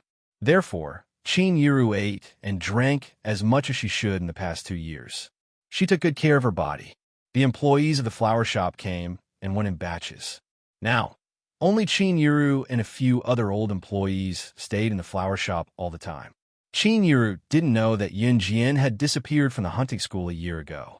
She had lived a good life in the past 2 years. Gu Junjian was the one who suffered. Gu Junjian had been sending people to search for Yun Jian in the Venezuelan forest on a large scale. On the other hand, he had to hide it from Qin Yiru. Therefore, he had lost a lot of weight in the past 2 years. But now, Gu Junjian's position was getting higher and higher. Therefore, some people who were jealous of Gu Junjian's high position began to think of ways to harm Gu Junjian. Qin Yiru had just gotten off work when a red car blocked her way. A woman in gorgeous clothes got out of the red car and stood in front of Qin Yiru. Seeing the gorgeous woman appear in front of Qin Yiru in a red car, the female employees who worked with Qin Yiru were stunned. Although cars were gradually appearing in the public sight in 2001, one could not afford one if they didn't have some money. There were more people who owned cars in Longmen City compared to 1999. In this era, driving a car was still enviable. What was more, a woman driving a car? If a woman could drive a car, it was usually because the man in the family owned one too. Only when the family was rich would they buy a car for the woman. In this era, a woman who could afford a red car was equivalent to a woman who relied on a man to drive sports car. It was enviable. Therefore, the appearance of the gorgeous woman immediately attracted envious gazes from the people around her. A few colleagues who got off work together with Qin Yiru started to grumble when they saw her. Oh my God, who's this woman? She looks rich. The woman could hear everyone's discussion clearly. She then blocked Qin Yiru and stopped Qin Yiru from going further. You are? Qin Yiru asked in confusion when she saw him. Officer Ji's wife? Oh my God, you're actually working in a place like this? TSK, no wonder those rich ladies said that you're marrying into a higher social class by marrying Officer Gu. The gorgeously dressed woman did not answer Qin Yiru. Instead, she glanced at Qin Yiru in disdain and clicked her tongue. The woman's name was Chun Dingling. Chun Dingling's husband worked for Gu Junjian. He was not as outstanding as Gu Junjian, and his position was not as high as Gu Junjian's. 2 days ago, Chun Dingling heard her husband talk about Yun Jian. Chun Dingling thought about it and decided to tell Qin Yiru about Yun Jian so that Qin Yiru could go home and make a scene with Gejunjian. It would be best if Gejunjian did not have the heart to take up the position and was demoted. Then, her husband would be able to take up the position. Chun Dingling's eyes darted around, but she continued without waiting for Qin Yiru's reply. Tisk, TSK. You're dressed like a country bumpkin. No wonder your man hid it from you. If it were me, I wouldn't bother to tell you about your daughter's accident either. As Chun Dingling spoke, she flipped her hair with her long, red fingernails and gave Qin Yiru a mocking look from the corner of her eyes. Qin Yiru was not going to listen to Chun Dingling, but Qin Yiru's heart clenched when Chun Dingling mentioned her daughter. She asked quickly, "What did you say? What happened to my Xiao Jian?" "She's dead. Look at you. You obviously don't know about this. Hee hee, your precious daughter died in the hunting school. It's been 2 years, and you still don't know. I really don't know if Officer Gus sees you as his wife. Country bumpkin." Chun Dingling sneered at Qin Yiru. "What? Didn't my Xiao Jian go for further studies?" "Impossible." Qin Yiru shook her head in disbelief at Chun Dingling's words. "PFT, I hate country bumpkin women like you the most. You look so poor." "Huh, I told you that your daughter is dead. Why would I lie to you?" Chun Dingling spoke again. Before Chun Dingling could finish, however, a melodious female voice drowned out Chun Dingling's words and reached Qin Yiru and everyone else's ears. "Since when did I not know that I'm dead?" After she finished speaking, everyone saw a slender figure, fair skin, and unbelievably beautiful figure suddenly appear. The person who came smiled coldly as she replied to Chun Dingling. She was so beautiful that it made people stop breathing. "Hey."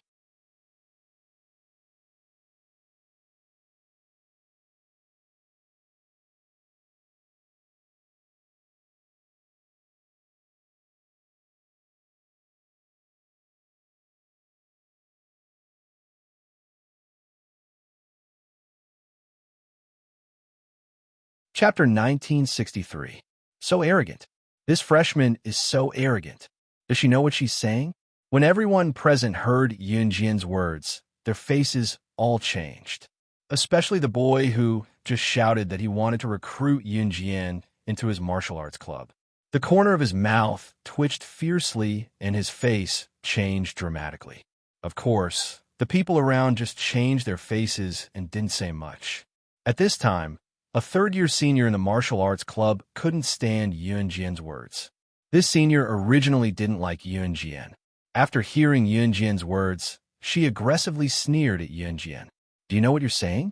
You're just a freshman, and you want to steal the position of the president of our martial arts club? Who do you think you are?" The president of our martial arts club is a 9th-degree black belt in Taekwondo. He has won the first prize in Province's provincial competitions in Judo and Sanda. His martial arts are guided by a famous teacher, and he has reached the peak of perfection. And you're just a freshman. What qualifications do you have to stand here and talk about the position of the president of our martial arts club? Newcomer, let me tell you, don't think that you can ascend to the sky just because you have a few beauties. Be careful, I'll find someone to kill you. This senior was called Kai Huiling. She was a third-year student. She joined the martial arts club because of the president of the martial arts club. Everyone knew that the president of the martial arts club, Mo Buffon, was handsome and had a high level of martial arts. He was also a 9th-degree black belt master in Taekwondo.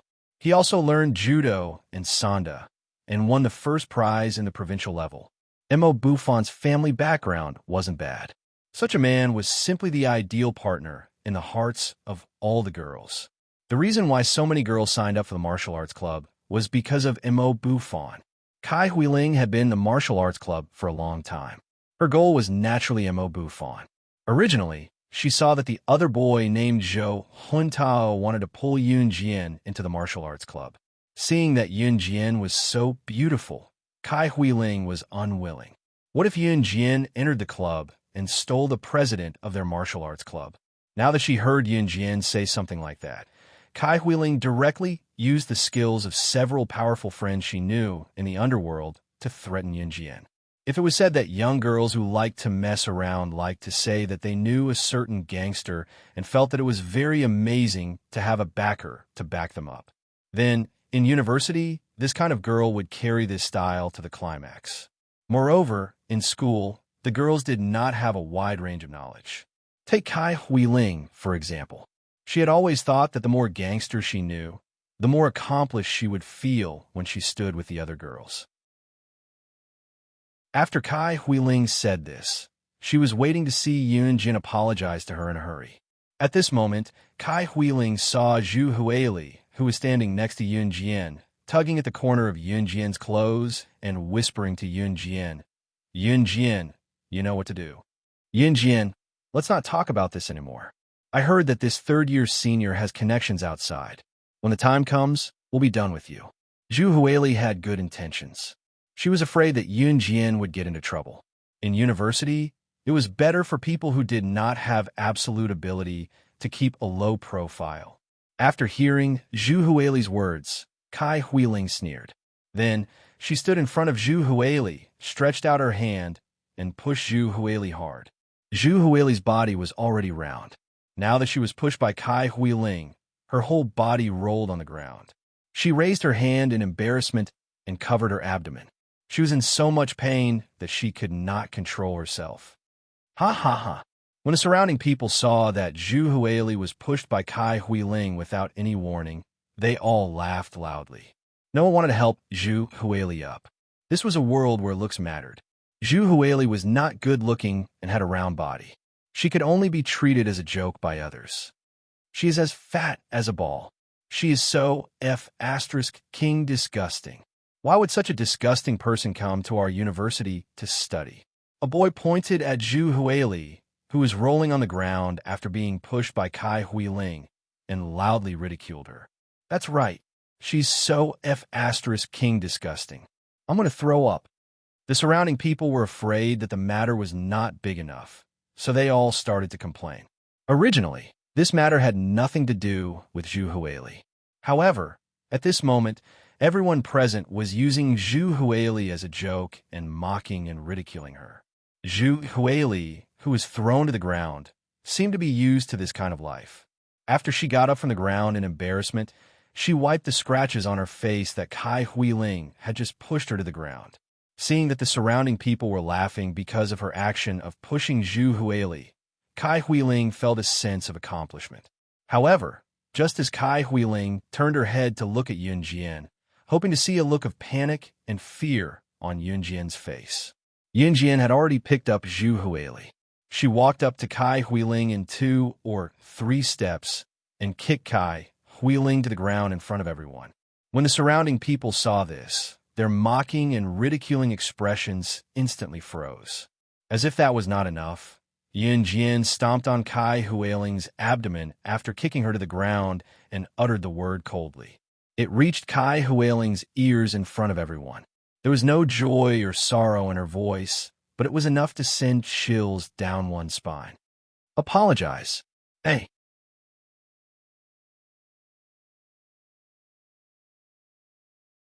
Chapter 1964. Yunjian's voice was flat and monotonous, as if the person under her foot was not a human, but an ant. Stomped to the ground, Kai Huiling struggled to no avail. She began to yell at Yunjian like a madwoman. What the hell are you doing? Who do you think you are? Get lost. Get lost. Otherwise, I'll make you regret living in this world. Being stepped on by Yunjian in front of so many classmates, especially in front of so many boys, Kai Huiling was on the verge of breaking down. Girls like Kai Huiling were very arrogant in front of other girls, but in front of boys, they especially liked to put on airs to protect their own face. Today, Yunjian stepped on her in front of so many people. Kai Huiling felt that her dignity was severely suppressed. At this moment, she wished she could stab Yunjian to death. Everyone around was shocked by Yunjian's actions, especially Zhou Huntao, who stopped Yunjian in the beginning and wanted to pull Yunjian into his martial arts club. This young girl actually had such clean and nimble skills. You actually dared to hit Sister Huiling. You even dared to ask Sister Huiling to apologize. Do you know who Sister Huiling is? She's standing not far away, a girl who was quite afraid of Yunjian, but was obviously Kai Huiling's little follower, shouted at Yunjian. However, before this clamor ended, Yunjian interrupted her, and her cold voice resounded through the crowd. Not only her, I want all of you who mock her to apologize. She was naturally referring to Zhu Huili. When Zhu Huili was pushed to the ground, the first reaction of the surrounding people was not to help her, but to ridicule her. In this world, could it be that ugly people deserve to suffer like this? You're crazy. You actually want us to apologize to this fat woman? A boy heard Yun Jian's words and pointed at Zhu Huili in disbelief. That's right. Why should we apologize? She was so ugly in front of us just now. She caused us to lose our appetite for dinner. She should be the one apologizing. That's right. Two boys who were good friends with Kai Huiling in the martial arts club agreed. Although Yun Jian was beautiful, these boys were familiar with Kai Huiling. Seeing that Yun Jian was stepping on Kai Huiling, they didn't dare to come forward to help Kai Huiling, but they naturally had to help Kai Huiling. However, just as the two boys finished speaking, Yun Jian, who was stepping on Kai Huiling's abdomen, glanced sideways and sized up the crowd with her sharp eyes. She sneered, "Do you want to know why you should apologize?" Being stared at by Yun Jian's beautiful face, the two boys couldn't help but nod their heads. "What are you guys talking about? Hurry up and help me pull her away," Kai Huiling shouted at this time. However, just as Kai Huiling finished shouting, a butterfly knife that no one knew when it appeared fell from Yun Jian's hand. It actually slashed across Kai Huiling's cheek and stabbed into the ground. At this time, the blade of the butterfly knife was already in front of Kai Huiling's eyes.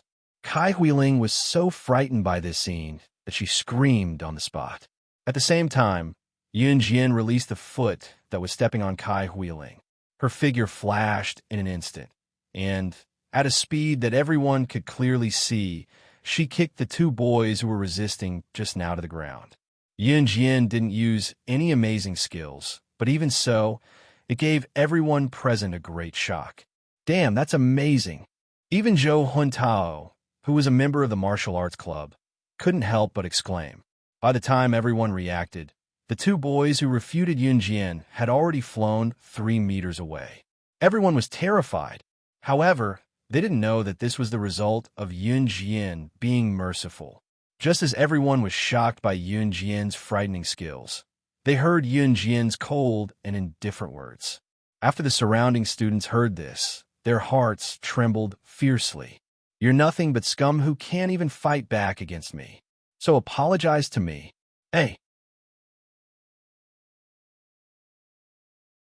Chapter 1965. In the hands of this group of people, Zhu Huili could be considered as someone who had no strength to even trust a chicken. Therefore, when Zhu Huili was pushed to the ground, not only did no one sympathize with her, but they even laughed at her and taunted her. Yun Jian gave them a taste of their own medicine. Zhu Huili was not as good as them, so they mocked Zhu Huili. She wanted them to experience the feeling of being bullied, even though they were not as good as others.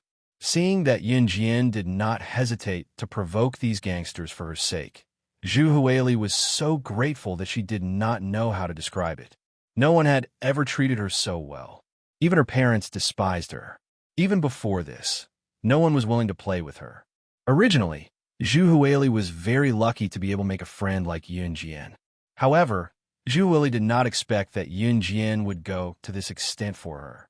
At this moment, she could not describe her feelings with words. This girl must be a martial artist. The two boys who were kicked to the ground by Yun Jian could not even stand up. They were also members of the martial arts club, but they could not even withstand one move from Yun Jian. At this moment, after they stood up, they looked at Yun Jian with a completely different expression.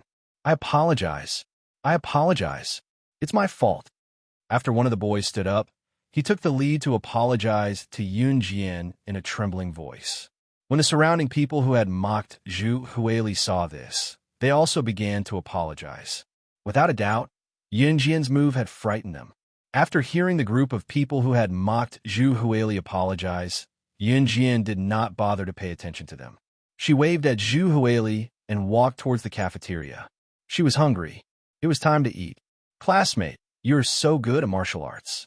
Please join the martial arts club." Zhou Huntao originally wanted to tease Yun Jian and asked her to join the martial arts club. Now that he saw Yun Jian's skills, he looked in the direction where Yun Jian left and shouted sincerely. However, Yun Jian disappeared in front of everyone's eyes. University courses were different from junior high school and high school.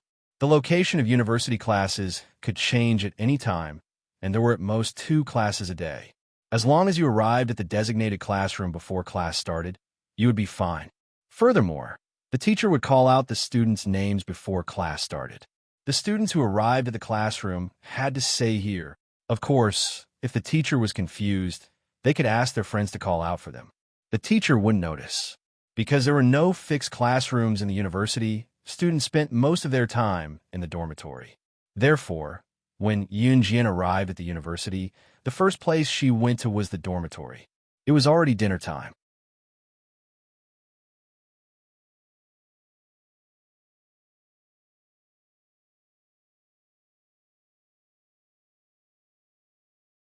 Chapter 1966. In this era, most people didn't have a computer at home, let alone a laptop. Zhu Huili had just entered university, so he didn't even know how to turn on and off a computer. This wasn't surprising. Most of the freshmen majoring in computer science were new to computers. When Yun Jian and Zhu Huili arrived at the self-study room, they saw a group of people crowding around a computer table. Yun Jian's eyes moved slightly. Suddenly, she saw 2 familiar figures in the group of people. The 2 familiar silhouettes were Yun Jian's other 2 roommates from the same dorm. The 2 of them didn't greet Yun Jian at all. The 2 girls were called Miao Li and Shi Xiujuan. At this time, Yun Jian saw Miao Li and Shi Xiujuan crowding around the computer table with the crowd. They were shouting with the surrounding girls. "Brother Kai, this foreigner is amazing. This is the first time we've seen a hacker. People like us, who haven't even learned how to turn on and off a computer. The first time I saw this foreigner's operation, it was amazing." On the other side, Miao Li was using a fawning tone to flatter an average-looking but very rich boy who was decked out in gold and silver from head to toe. In the middle of the group of people, a foreigner who could only speak a few sentences with poor pronunciation was skillfully operating a computer. This was the foreigner who knew how to hack. Yun Jian narrowed her eyes. "Of course, this is my dad's friend. His hacking skills are top-notch. He's now working in the technology department of Rongyao Company, one of the top 10 international corporations. I'm now learning hacking skills from him. This level of operation is something you'll never encounter in your lifetime." The guy who was called Brother Kai said arrogantly.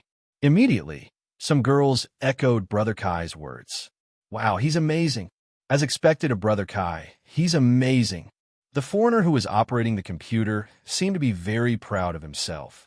Yun Jian felt that this person was very familiar. When Yun Jian saw the side of the foreigner's face, her face darkened and she suddenly said, "Matthew, why are you here, old man?" Yun Jian's words came out of nowhere, but in the ears of everyone present, they were momentarily dazed. Who was Matthew? It was obvious that the people present did not know the foreigner's name. "Who are you? What are you mumbling about? Can't you see that the hacker master is showing us his hacking skills?" A girl heard Yun Jian's words and glared at Yun Jian. "Who? Who's calling my name?" However, the foreigner on the other side of the phone said something in Chinese that was not standard. He did not turn around, his eyes staring at the computer. "Open your dog eyes and see who I am.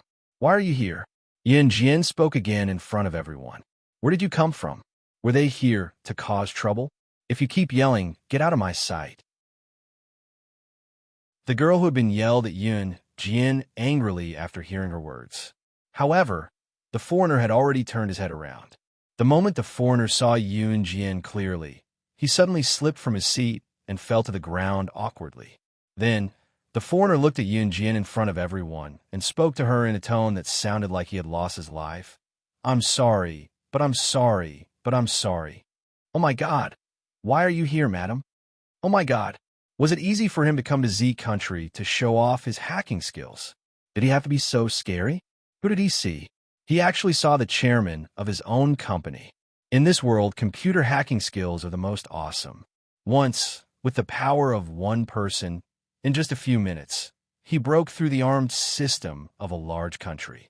In the end, that country sent a text message to her requesting to withdraw the attack on their system.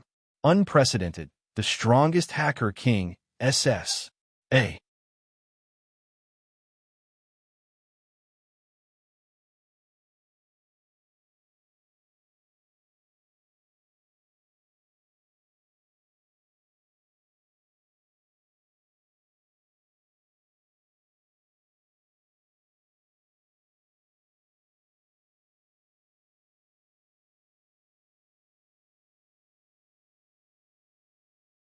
See you at the bar, Yun Jian said after a glance at Matthew. Since Matthew had something to ask her, it had to be said in private. Since Brother Kai had offered to treat everyone to a bar, it was much more convenient for Yun Jian and Matthew to have a private conversation. Okay, Matthew nodded. With that, Yun Jian left the self-study room with Zhu Huili. When they left, Zhu Huili asked Yun Jian in a daze, "Aren't we going to practice operating the computer? There are too many people. It's too noisy." Yun Jian replied, Zhu Huili indifferently. Yun Jian paused for a moment. Then, she continued to reply to Zhu Huili, "If you want to learn how to operate the computer, I promise I'll teach you another day." "Oh, Yun Jian, you know how to operate the computer? That's great. Then, I'm counting on you." Zhu Huili looked at Yun Jian with admiration. The two of them walked back to the dormitory. As soon as Yun Jian and Zhu Huili entered the dormitory, their other two roommates, Miao Li and Shi Xiujuan, returned to the dormitory. As soon as they returned to the dormitory, Miao Li and Shi Xiujuan surrounded Yun Jian and questioned her like gangsters. Miao Li and Shi Xiujuan didn't even greet each other when they met for the first time. Now, Miao Li, who had a better figure, asked Yun Jian. She sounded like a gangster, as if Yun Jian would be beaten if she didn't answer seriously. "Hey, how do you know the foreigner beside Brother Kai?" "Hey."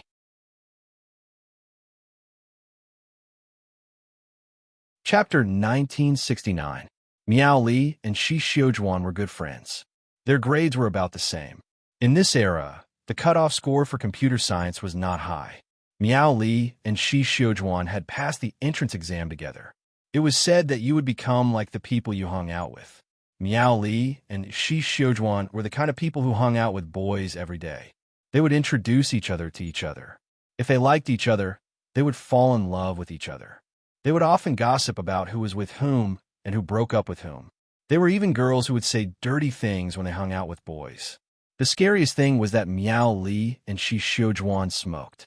When Yun Jian first came to the dormitory, she saw several cigarette butts beside Miao Li and Shi Xiujuan's seats. Obviously, they were the ones who smoked. It was not impossible to smoke. No one could stop one from getting addicted to smoking. However, smoking indoors would not only harm oneself, but also others.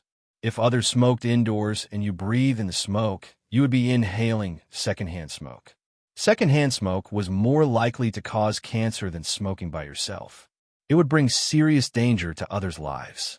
If you got cancer, you would definitely die. There was no cure in this world. Therefore, even if you wanted to smoke, you had to smoke outside. At least, you could not harm others. However, Miao Li and Shi Xiujuan did not care about this at all. When Yun Jian and Zhu Huili were in the dormitory, they smoked one cigarette after another. After surrounding Yun Jian, Miao Li lit another cigarette. She crossed her arms and looked at Yun Jian like a gangster. Yun Jian, who was standing in front of them, ignored Miao Li and Shi Xiujuan.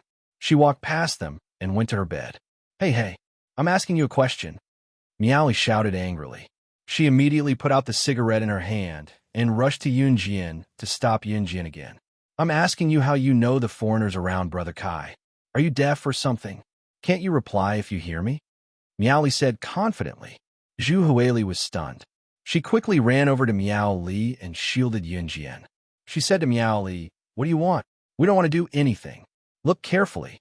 She was the one who ignored me just now." Miao Li moved her body as she spoke, speaking boldly. She was so arrogant, as if Yun Jian was the one in the wrong.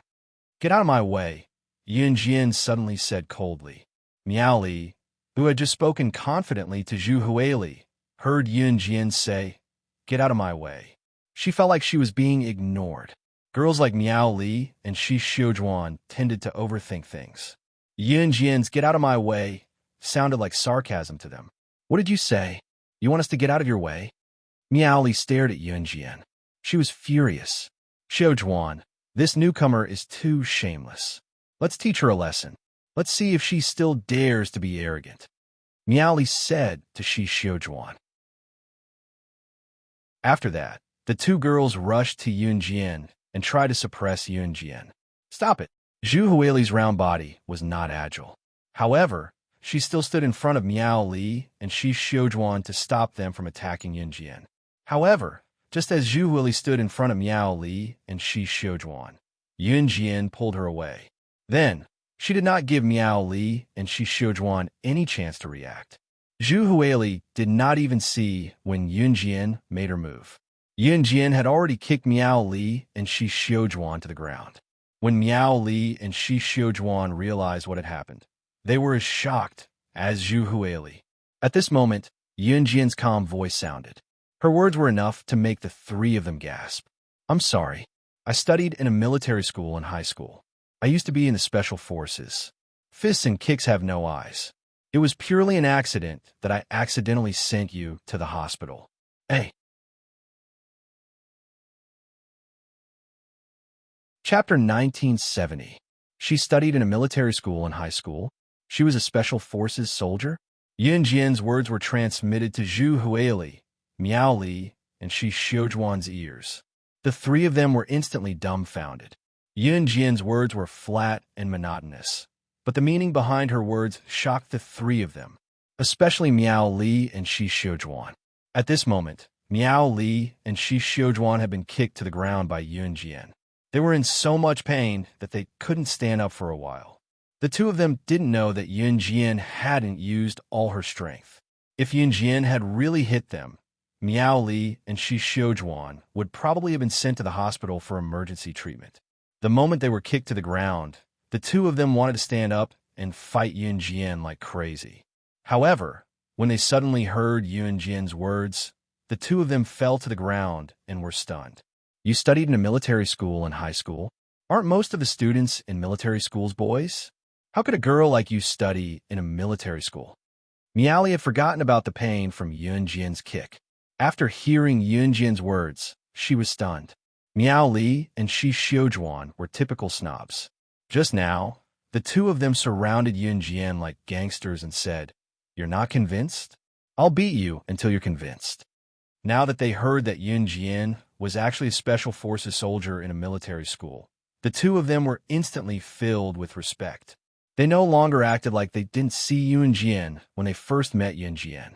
When Miao Li asked Yun Jian again, her voice softened and her attitude changed drastically. This time, Yun Jian directly flipped over and climbed on her upper bunk bed. Her movements were clean and neat, completely ignoring Miao Li and Shi Xiujuan.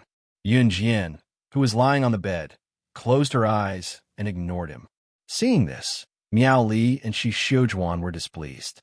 However, after hearing that Yun Jian seemed to be someone important, they didn't dare to say anything and returned to their own beds.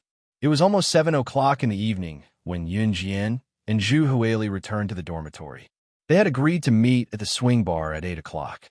Yun Jian lay on the bed and closed her eyes for an hour before she turned over and got down from the top bunk. Miao Li and Shi Xiujuan swallowed their saliva and remained silent. Yun Jian, no wonder you were so good before. You went to military school. Zhu Huili couldn't help but praise Yun Jian when he saw that she had rested well on the bed. When Zhu Huili said that Yun Jian was so good before, he was naturally referring to the recruitment of new members at the entrance of the cafeteria. Okay, let's go. Yun Jian lazily put her hands into her trouser pockets and said to Zhu Huili. Earlier in the self-study room, Brother Kai had invited many girls to the swing bar to have fun. Among them, Miao Li and Shi Xiujuan had also been chosen. At this moment, Miao Li and Shi Xiujuan were carefully dressing up. They put on foundation, makeup, and changed into sexier clothes.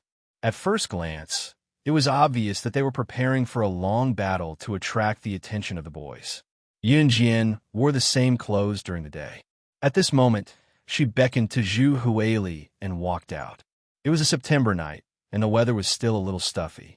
Walking outside, one could feel the scorching summer heat. Zhu Huili didn't dress up. She knew that it didn't make a difference whether she dressed up or not. Her obesity determined her appearance. At night, it was common to bump into couples by the roadside of the university. Seeing this, Yunjian narrowed her eyes.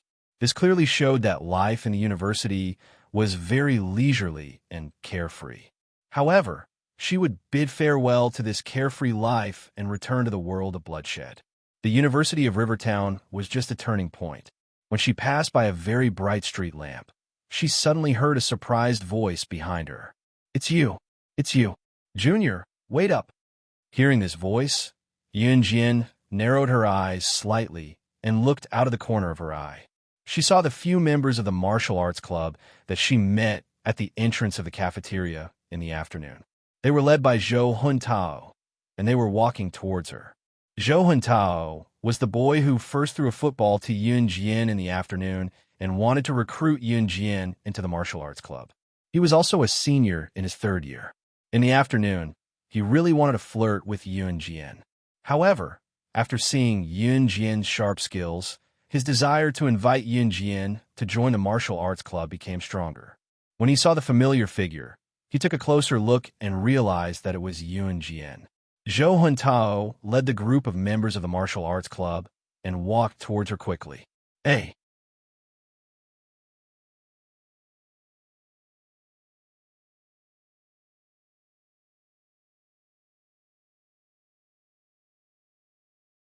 However, just when the girls thought that Yunjian would faint from excitement after Mo Buffon took the initiative to talk to her, they saw Yunjian expressionlessly glancing at Mo Buffon and coldly saying, "What's up?"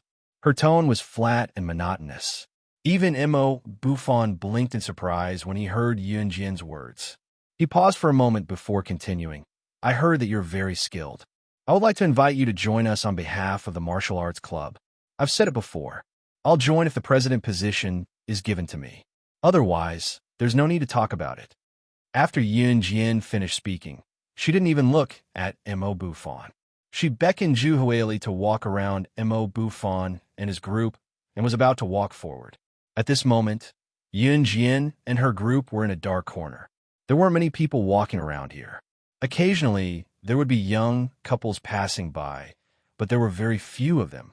Seeing Yunjian walk around Mo Buffon and was about to walk forward, a girl shouted at Yunjian, "Hey, don't be unappreciative. Mo Buffon personally invited you to join the club, but you don't appreciate it." The girl had just shouted at Yunjian's back when she saw Yunjian stop in front of everyone, as if she had discovered something. Then, Yunjian turned around and squatted down beside a hidden bush under everyone's eyes. She carefully observed for 2 seconds. "Damn, this girl definitely wants to attract the president's attention. That's why she's playing hard to get. Scheming B *TCH. So F King disgusting." Seeing this, a few girls from the martial arts club in the distance looked at Yunjian with disgust and shouted in front of Yunjian. On the other hand, Yunjian did not pay any attention to the girls. She suddenly smelled a familiar smell and squatted down to observe the ground for 2 seconds. There was a lot of gunpowder smell on the ground, and this gunpowder smell wasn't left behind after ordinary items like firecrackers were set off. The smell of gunpowder could only mean one thing. There must have been a gunfight nearby. "Hey!"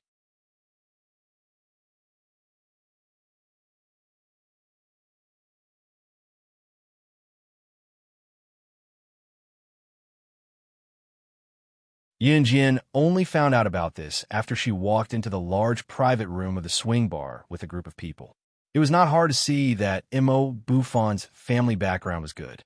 Brother Kai's family background was so good that the gifts he usually gave girls were gold necklaces, silver rings, and other luxurious items. Mo Buffon and Brother Kai were good brothers who grew up together, so their family background naturally couldn't be bad. Birds of a feather flocked together. Otherwise, they wouldn't have known each other since they were young. There were large private rooms in the swing bar, but the private rooms in the bar were more expensive. The private rooms were also equipped with karaoke equipment and facilities. As soon as Yun Jian, Mo Buffon, and the other members of the martial arts club entered the large private room, they heard Brother Kai and the others holding a microphone and singing crazily in front of the big screen of karaoke. The karaoke at that time was similar to the karaoke of today. The atmosphere in the room reached its climax. Everyone followed the beat and sang with Brother Kai. No one noticed Yun Jian. At this time, Yun Jian saw Ma Xiao in the corner. He put his notebook on his lap and waved to Yun Jian. Yun Jian walked over. "Boss, hurry up and teach me how to make the strongest new defense system." Ma Xiao seemed to have picked up a big opportunity. He handed his notebook to Yun Jian and looked at her expectantly. Yun Jian took Ma Xiao's notebook, paused, and then added, "I'll help you strengthen the defense system and deduct 3 months of your salary." After Yun Jian said that, Ma Xiao looked at Yun Jian in pain and begged, "Don't do that, boss. 3 months of salary, I'll have to eat the northwest wind. No hacker in the world can break the defense system I set up. Isn't it worth it to deduct 3 months of your salary?" Yun Jian glared at Ma Xiao. Okay. You're the boss. You have the final say." Ma Xiao covered his face and nodded. Yun Jian smiled and put her hands on the notebook keyboard. However, before Yun Jian could operate the brand new defense system that Matthew was halfway through setting up, a female voice rang out at the wrong time with deliberate words. "Hey, she knows how to operate a computer? Everyone look." The girl who spoke was called Lan Yi. Lan Yi was the one who insulted Yun Jian in the self-study room to please Brother Kai. Brother Kai warned Lan Yi because she insulted Yun Jian in the self-study room. Lan Yi was a very vengeful person, so she hated Yun Jian. Yun Jian walked to Ma Xiao's side and took the notebook from him. Lan Yi saw it. Yun Jian knows how to use a notebook? Lan Yi didn't believe it. At this time, Lan Yi was holding a microphone and singing with a boy. However, she stopped abruptly in the middle of her song and drew everyone's attention to Yun Jian with the microphone in her hand. Didn't she deliberately pretend to be very good in the self-study room? Fine, then I, Lan Yi, will let Yun Jian be good to the end. Hey.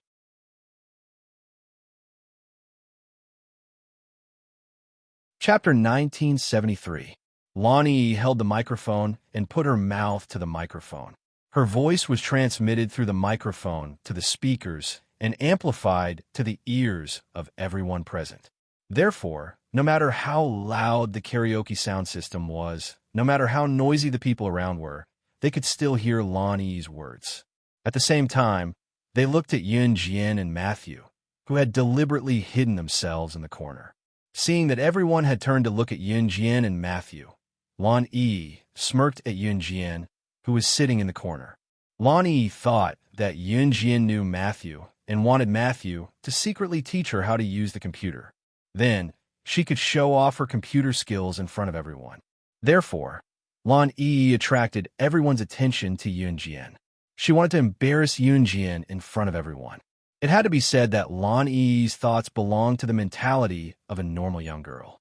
Young girls would always feel a little jealous when they saw girls who were more outstanding than them or girls who were better than them. However, some girls would spread their jealousy, some would deliberately hurt others, and some would just silently hide their jealousy in their hearts. Lan Yi belonged to the kind of girl who was afraid of not causing enough trouble. Yun Jian didn't pay attention to her before, but Lan Yi thought that Yun Jian was indirectly provoking her. Without a doubt, Lan Yi's goal was achieved. Everyone turned to look at Yun Jian. Lan Yi's smile became even more obvious. Yun Jian had just put her hands on a laptop keyboard when she heard Lan Yi's words. Her eyes flashed sharply. The people around her had already turned to look at her. Wow, Junior, you just came to university and you already know how to use a computer? Amazing. Zhou Huntao was the first to walk over and look at Yun Jian. Most of the people present were computer science students. The freshmen who had just entered the university this semester were generally still practicing how to turn on and off a computer. Computers in this era had just started. In 2000, the electronic technology in Z country would soar at the speed of a rocket in a short period of time. Many of the students present had never touched a computer. Yun Jian was a freshman. Everyone thought that she had never touched a computer before. Some of the sophomores and juniors present had already taken computer classes and had a certain understanding of computers. Although they were not new to it, they did not have a deep understanding of it. Yunjian, a freshman, actually knows how to use a laptop? When everyone saw this, they all turned to look at him. She's a busybody. You've been acting up since just now. I think she's trying to attract our president's attention. His trick of loosening the reins only to grasp them better is really impressive. The girl from the martial arts club who had met Yunjian on the way couldn't help but say such harsh words. This girl is so annoying. Keep showing off. I feel like she doesn't have any ability at all. You only know how to put on an act. So annoying. Exactly. Yunjian had previously made everyone feel that she was very strong, but they didn't know which part of her was strong. Because of this, she attracted the attention of Mo Buffon and Brother Kai, who were held at the peak by the girls. Therefore, the girls were jealous of Yunjian. At this moment, they all started to grumble. Zhou Huntao, who heard this, also felt quite awkward. Mo Buffon frowned. He felt that girls shouldn't have such hostility towards other girls. Mo Buffon was just about to say something when he saw that Yunjian didn't care about the girl's hostility towards her at all. She also didn't care that Lan Yi had attracted everyone's attention to her just now. Since she was seen, Yunjian, who didn't want to be high profile, was helpless. She only smiled coldly. In the next second, in front of everyone, Yunjian's slender fingers on the laptop keyboard started tapping. Everyone saw that on the laptop screen on Yunjian's lap. A series of system programs that no one could understand started flashing at the speed of light.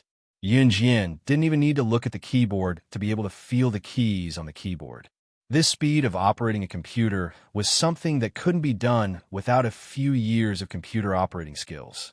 Even if they didn't understand what Yunjian was operating when they saw this scene, everyone was slightly shocked and widened their eyes. She knows how to use a computer. Moreover, as a freshman, he could operate the computer so smoothly. Even the seniors in their third and fourth years who had been learning how to operate computers for 3 to 4 years couldn't do it. However, just as Lan Yi and the surrounding people were stunned, they saw Matthew, who was sitting next to Yunjian, looking at the laptop screen excitedly. In front of everyone, he shouted at Yunjian, "You're indeed a boss. Why didn't I think of it?" Using this set of procedures to set up the program is the most effective way to defend against other hackers' intrusion. Boss, you're too amazing. I'm sure that in this world, other than you, there are no hackers who can break through the defense system of our company's technical department. Ha! Boss, you're indeed the #1 person in our hacker circle. Hey!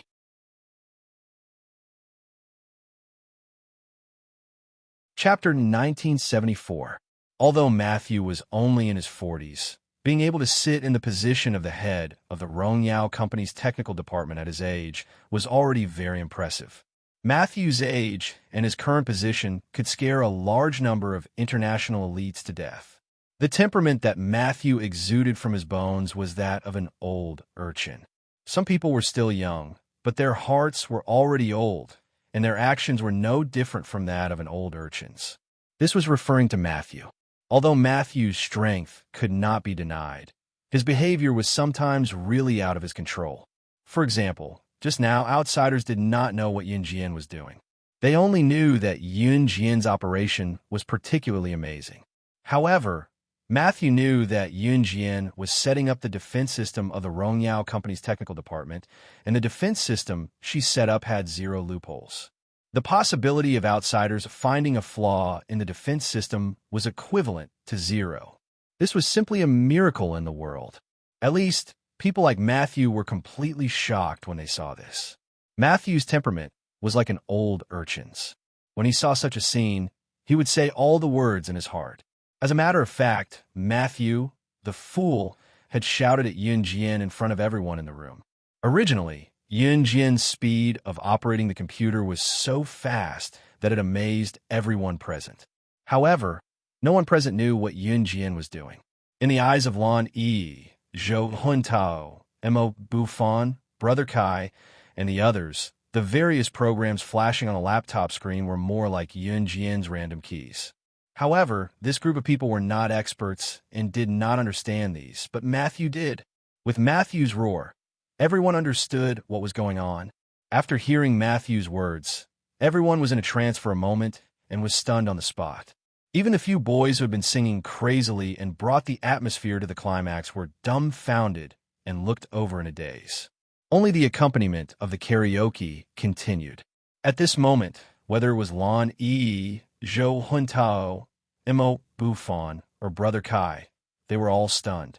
Among them, Lan Yi's expression was the most prominent. She listened to Matthew's words in a daze and couldn't recover for a long time. Matthew actually called Yunjian boss? Wasn't that the title of a certain company's CEO? And Yunjian was setting up a defense system that could prevent other hackers from invading? Listen to what Matthew says. No one in this world could crack the defense system set up by Yunjian, and Matthew said that Yunjian was indeed the #1 hacker in the hacker circle. #1 in the hacker circle? Brother Kai was particularly interested in this matter. Before the people around him could speak, Brother Kai had already looked at Matthew in astonishment and asked the doubts of the people around him. The #1 person in the hacker circle. I remember that the most skilled hacker is a hacker with the code name SS. As soon as Brother Kai finished speaking, Mo Buffon, who was Brother Kai's brother, added a sentence. Most of the people present were computer science students, so they were naturally interested in hacking. The computer courses taught in school naturally wouldn't teach hackers how to hack others. Only some smart people would apply all their knowledge to hacking according to the computer courses they learned in school. Even so, it couldn't stop the level of interest of the people present in hacking. After hearing Mo Buffon's words, the surrounding people shifted their eyes to Yunjian again. Wasn't the #1 hacker in the hacker circle the person with the code name SS? Just now, Matthew actually called Yunjian the #1 hacker in hacker circle. Could it be that Yunjian was Mo Fei was sitting in the corner? This beautiful girl was the #1 hacker in the hacker circle. SFA.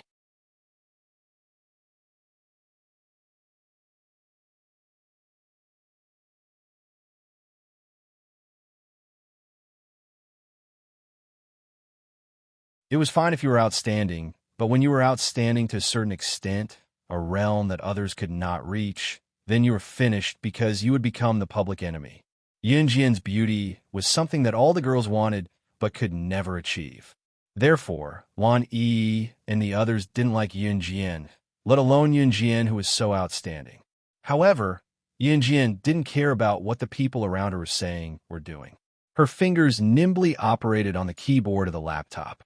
The data of the defense system on the laptop screen was flashing at the speed of light, and it even made a dee-dee-dee sound. After about 10 minutes of operation, Yunjian closed the laptop and tossed it to Matthew, telling him openly in front of everyone, "I'm not going to lie. I have strengthened the defense system for you by 50 times. The system is complete. You can use it when you take it back. Remember to report to the finance department that you have deducted 3 months of salary. Don't feel like you've lost money. The market price of the simplest defense system I made is 100 million yuan. The one I made for you is an enhanced version. You should pay me. Hey."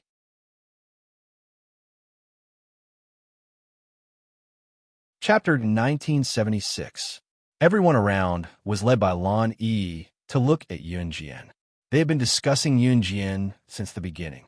However, ever since Yunjian put her hand on the laptop, she ignored Lan Yi and the others. She continued to do what she needed to do. She only spoke after she was done. Yunjian was able to keep her composure. She was not influenced by Lan Yi and the others who had bad intentions. This made Mo Buffon look at her in a new light. At the same time, Mo Buffon's view of Yunjian was also a little more appreciative. This girl was really suitable to be a leader. Perhaps if he handed the martial arts society over to her, he could really reach a level that he could never reach if he led the martial arts society.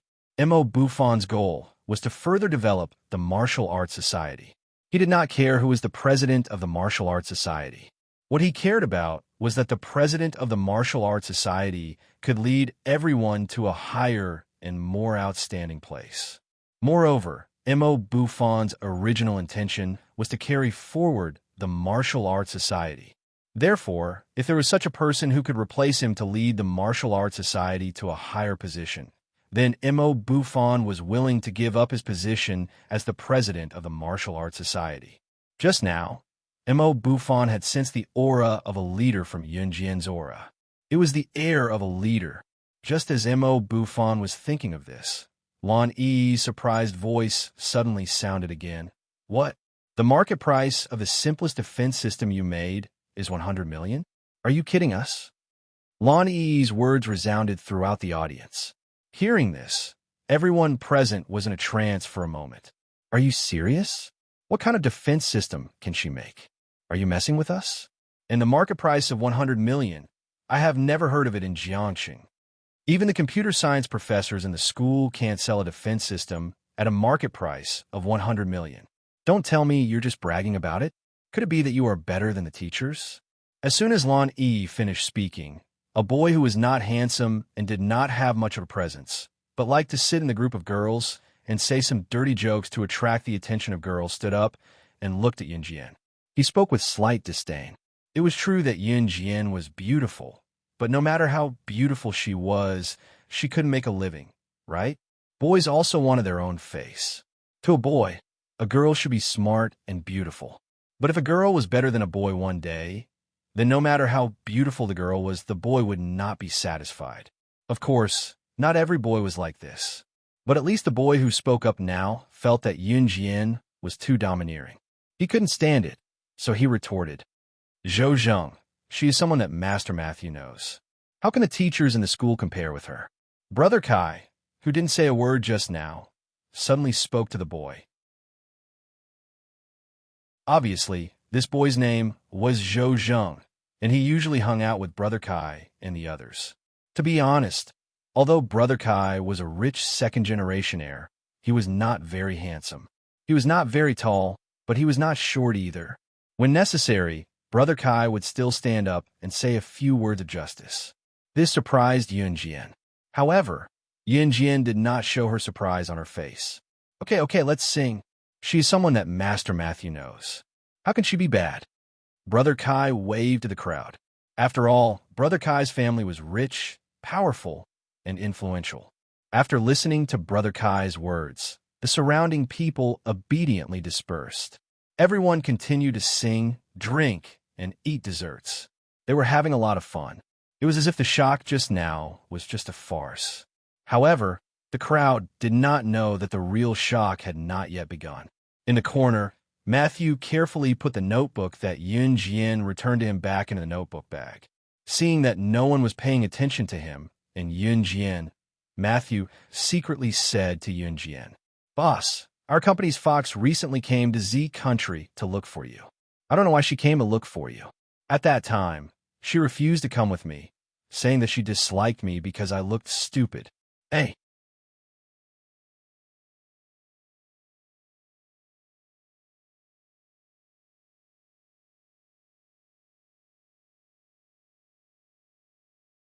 It's just a fall. Is there a need to act like this? After ridiculing her, Lan Yi turned to look at Yunjian. Yunjian, who was standing in front of everyone, had a slight flash in her eyes. In the next second, two extremely fast figures suddenly appeared in front of everyone. These two figures, each holding a weapon, suddenly appeared in front of everyone like special agents in the movies. Both of them were in an extremely sorry state. The baby-faced woman who was being chased had many scratches on her body. It was obvious that the two of them had been fighting for a long time. Moreover, the baby-faced woman was almost no match for the other woman who was chasing her. What are they doing? Are they killing people? Lan Yi, Zhou Huntao, M.O. Buffon, and the others who didn't know the situation suddenly saw this scene and were so frightened that their faces changed. These two women who suddenly appeared were very skilled. Everyone present could tell at a glance that they were definitely martial artists. At this moment, the two women were fighting like special agents in the movies. Their movements were astonishingly fast. Fox! Matthew shouted at the baby-faced woman who was obviously at a disadvantage and had many injuries on her body. Master Matthew, do you know this person? Although M.O. Buffon and the others were shocked, M.O. Buffon still stood up and asked Matthew softly.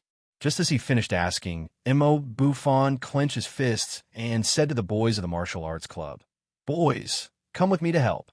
Regardless of anything else, just based on the fact that Matthew knew the baby-faced woman, as a boy, M.O. Buffon didn't want to see any casualties.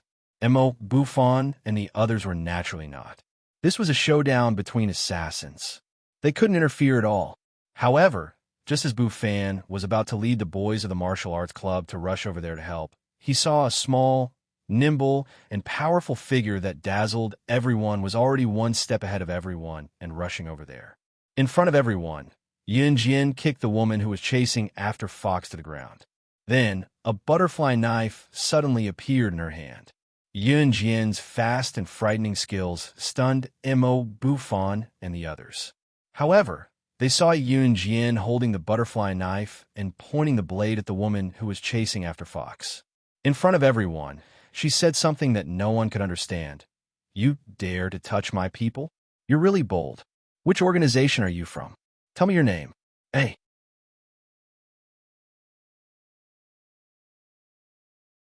Chapter 1978. Not to mention that Yun Jian was so smart. Even a fool would know that Fox was being chased by someone. The woman who was chasing Fox had obviously been chasing Fox for a long time. On the way to the swing bar, Yun Jian felt that something was wrong. It seemed that the gunpowder smell that she smelled on the way here came from Fox and this woman. At this moment, the woman obviously knew that Fox was from the Rongyao Company and was from the kosher mercenaries, so she attacked Fox. Fortunately, Fox and the civet cat were both assassins.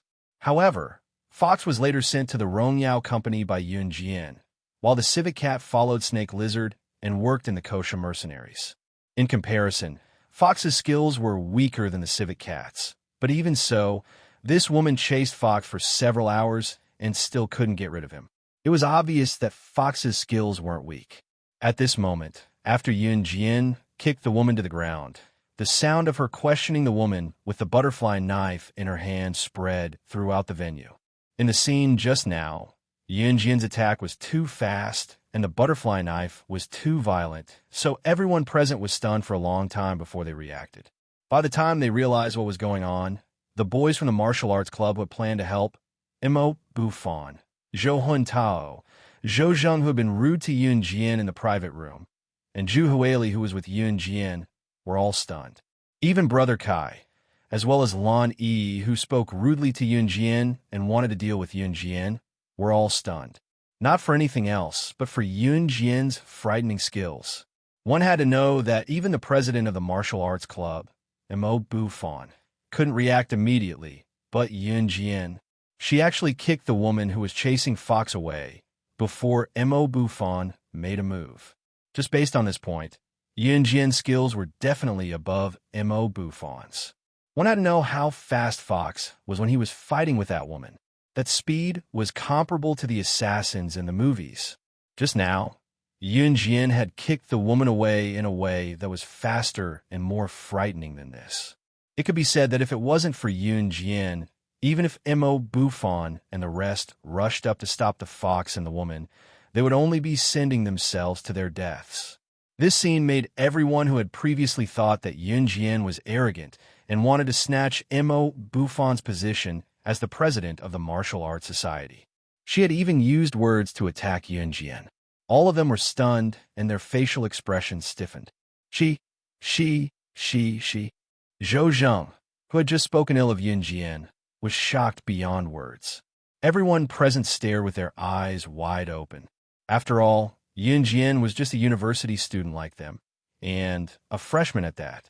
While everyone was still in a daze, Yun Jian had already pulled up the woman lying on the ground. She placed the butterfly knife on the woman's neck.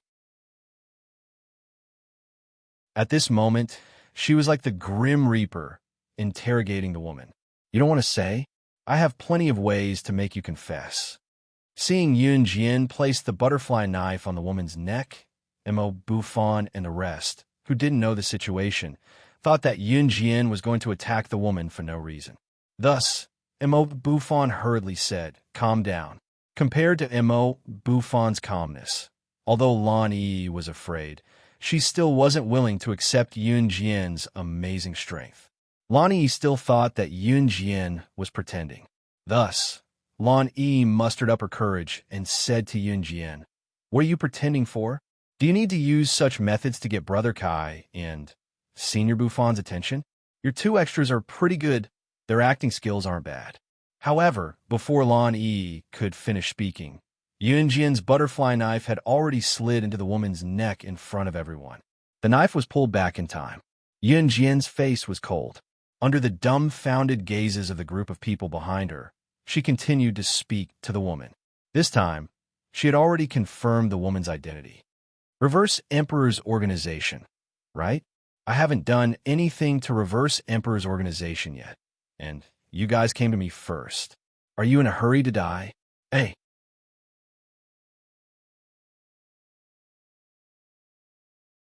Chapter 1979. Yun Jian had already guessed the woman's origin. In fact, it was obvious that this woman was an assassin from Reverse Emperor. Now, except for the newly established Reverse Emperor, no one dared to do anything to her people. This woman was too much. She didn't say a word when Yun Jian interrogated her. It was obvious that she had been brainwashed by Reverse Emperor. At this moment, the butterfly knife in Yun Jian's hand had already cut the woman's neck. The butterfly knife slid into the woman's skin and cut open her skin, causing bright red blood to flow out. The woman was suppressed by Yun Jian and couldn't resist at all. Lan Yi, who insisted that Yun Jian deliberately found someone to act as her to attract everyone's attention, was so scared that she screamed, "Ah!" Yun Jian held the butterfly knife and was about to send the blade to the woman's neck. Wasn't she afraid of killing people? At this moment, it was impossible to say that Fox and this woman were deliberately invited by Yun Jian to act in front of everyone. How could anyone pretend to be like this? What's more, Mo Bufan clearly felt Yun Jian's strength. With her speed just now, let alone one, even 10 of them might not be a match for her. No wonder she asked to join the martial arts club and asked to be the club president. Mo Bufan's eyes flashed at this moment, and he had his own plan. Since Yun Jian had already guessed the woman's origin, she didn't want to keep her alive. But when she heard Lan Yi and the others scream, Yun Jian's eyes darkened again. The blade stopped just as it was about to slit the woman's neck. Pulling her hand back in time, Yun Jian spun the butterfly knife and retracted the blade. Folding the handles on both sides of the butterfly knife, she gripped the handles agilely and smashed them at the back of the woman's neck.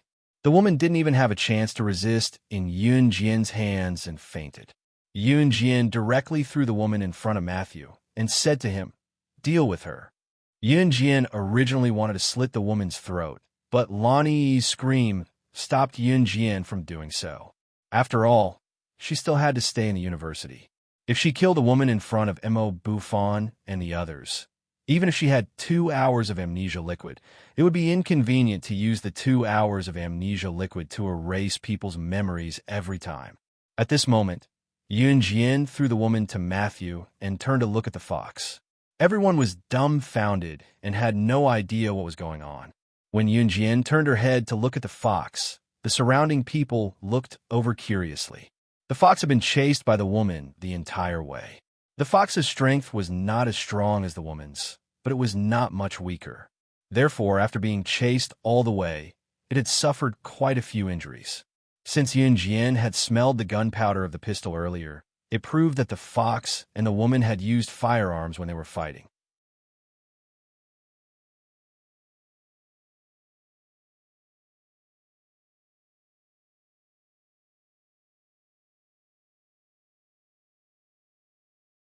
Chapter 1980.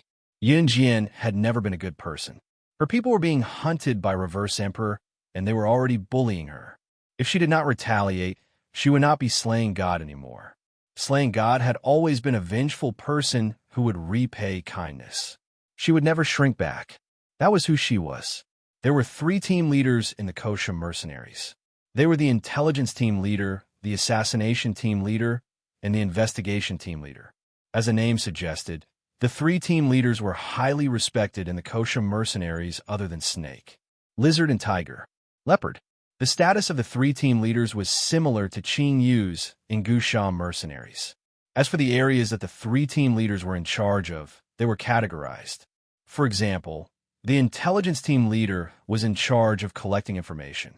The information that Yun Jian could obtain from the Kosha mercenaries was from the Kosha mercenaries intelligence team. The person in charge of the Kosha mercenaries intelligence team was the intelligence team leader. On the other hand, the assassination team was in charge of all the assassinations, missions, and mercenaries of the Kosha mercenaries. The investigation team was a team that carried out a series of investigative activities, such as tracking and anti-tracking. It could be said that the three team leaders of the Kosha mercenaries were crucial. Yun Jian's motive for summoning the three of them to Rivertown was obvious. Reverse Emperor had climbed to a higher position in the organization after 2 years of development. As a member of the Kosha mercenaries, Slaying God had summoned the three team leaders of the Inhan group. It meant that she, Slaying God, was declaring war on Reverse Emperor. Therefore, Matthew and Fox, who knew what Yun Jian meant, blinked in shock when they heard Yun Jian's words. As for Mo Bufan, Brother Kai, Lan Yi, and the rest who were standing around, they were stunned as well. The crowd was surprised, but not because of what Yun Jian said. It was because when Yun Jian was done speaking to the person on the other end of the phone, she hung up without waiting for a response. "You can actually speak a foreign language?" Zhou Huntao looked at Yun Jian and asked on behalf of everyone else in shock. Hearing Zhou Huntao's words, everyone present held their breaths and looked at Yun Jian, as if they wanted to hear Yun Jian's reply. What Yun Jian said just now was obviously not in English. It was a foreign language that no one present could understand. One had to know that youngsters nowadays generally did not like to study. Learning English, which was compulsory in school, was already killing them. Although the people present could not understand Yun Jian's language just now, the standard pronunciation of her foreign language was so standard that everyone present could tell at once. Yun Jian was indeed speaking a foreign language. Therefore, when they heard Yun Jian's words, everyone present was stunned. Yun Jian responded softly to Zhou Huntao and through the phone to Mo Bufan. After all, Mo Bufan had learned martial arts, taekwondo, and other kung fu for so many years. He caught the phone that Yun Jian threw over. "Then which country's language did you just speak?" Zhou Huntao continued to ask Yun Jian with interest. "Italian." Yun Jian pursed her lips and replied. Then, she took Fox to the hospital. Seeing this, Mo Bufan and the others also followed. Along the way, Zhou Huntao and the other members of the martial arts club were very interested in Yun Jian. One by one, they began to ask Yun Jian various questions in the form of a series of questions. Of course, many of them did not get a response from Yun Jian. After seeing Yun Jian's skills, the people of the martial arts club were not angry anymore. After Fox came out of the hospital, Yun Jian arranged for her to stay in a hotel for the time being. After Matthew dealt with the woman who was sent to assassinate Fox, he carried his laptop, which had a new system installed by Yun Jian, back to Rongyao Company overnight. After returning to the dormitory, Miao Li and Shi Xiujuan were smoking one after another, which seriously polluted the air in the dormitory. Yun Jian's eyes darkened. Early the next morning, Zhu Huili and Yun Jian just left the dormitory building and were about to go to the classroom for their morning class. As soon as they went down the dormitory building, they saw Mo Bufan standing under a big tree not far away. Many girls around saw Mo Bufan appear and whispered softly, wondering who Mo Bufan was waiting for. Seeing Yun Jian appear, Mo Bufan walked over to Yun Jian.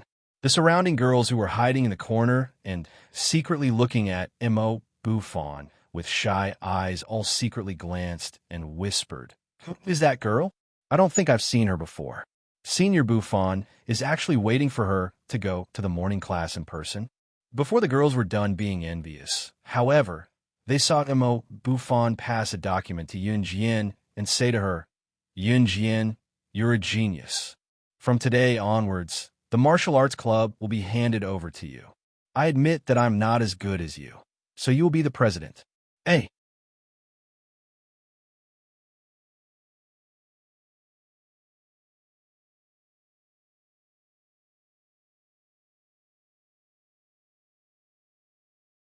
that's right. Why is it the other way around today? From what I see, that girl seems to have promised our senior boo fan. More and more girls started gossiping. Of course, Yun Jian wasn't listening. After collecting the information, Yun Jian bypassed Mo Buffon and went to the morning class with Zhu Huili. In the following days, Yun Jian didn't meet Jian Ning, who she had met on the plane. Maybe Jian Ning hadn't entered the school yet. When Yun Jian came to school, it was already September 18th. In the following days, Yun Jian didn't talk to Fox, giving him time to recuperate. The three team leaders of the Kosha mercenaries wouldn't come to Jiang City to look for Yun Jian so soon. Yun Jian didn't give any urgent orders, so the three of them naturally settled everything in the organization before heading to Jiang City. At that time, the Mid-Autumn Festival was approaching and the school had a 3-day holiday. Yun Jian and Zhu Huili dragged their suitcases and walked towards the school gate. During these few days in school, Yun Jian got up early in the morning to run. Zhu Huili also ran with her. Although Zhu Huili couldn't run fast, she worked very hard to lose weight. At the same time, the relationship between Zhu Huili and Yun Jian was gradually getting closer. Then, Yun Jian, let's part ways here, Zhu Huili told Yun Jian softly since they were taking different routes home. Yun Jian nodded, and Zhu Huili turned to leave with her suitcase. Yun Jian was just about to drag her suitcase in the opposite direction when she was interrupted. Suddenly, a slender and large hand with distinct bones grabbed the suitcase for her, while another large hand held her other hand. The familiar fresh scent wafted into Yun Jian's nose. In front of the passers-by on the street, the person took Yun Jian's luggage from her by hugging her from the back and held her hand easily. When the familiar handsome face appeared before Yun Jian, the thin lips under the handsome face moved slightly. Ce smiled and held Yun Jian's hand like a newlywed couple, squeezing it and saying, "Xiao Jian, I'm here to take you home."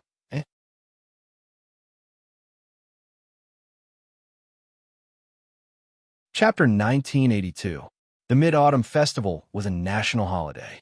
Yun Jian had just packed her things today and left the school gate with Zhu Huili, heading back to their respective homes.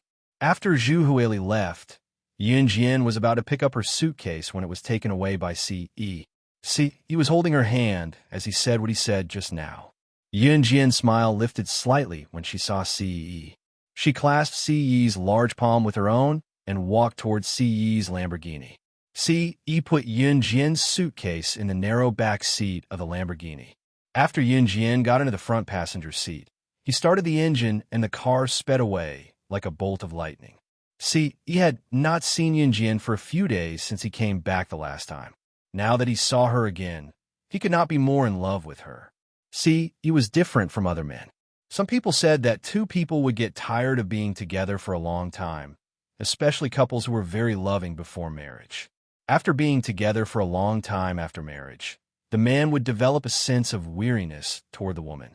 The sense of weariness here was usually when the man got to know the woman like the back of his hand and felt bored, so he went out in search of novelty. This was the so-called cheating. See, he was completely different from those men. When Yun Jian completely became his woman, he would not get tired of Yun Jian. On the contrary, he could not bear to leave her.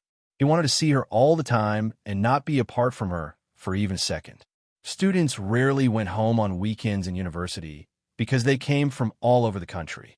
Some of them even came from out of the province to study in university. Going home once was a waste of time and money, so most students would choose to go back during the holidays. Most students would definitely go home for a major festival like the Mid-Autumn Festival. Yun Jian was no exception. It was 1 in the afternoon when Yun Jian and Ce returned to Longmen City. Today was already a holiday. Xiao Yunju's elementary school had already been closed the day before. They were lucky to be in time for the festival, so Ce brought Yun Jian back to Longmen City. After having Qin Yiru's late lunch, everyone packed their luggage and prepared to go on a trip.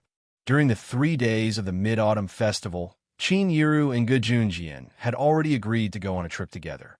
The destination of the tour was still the seaside.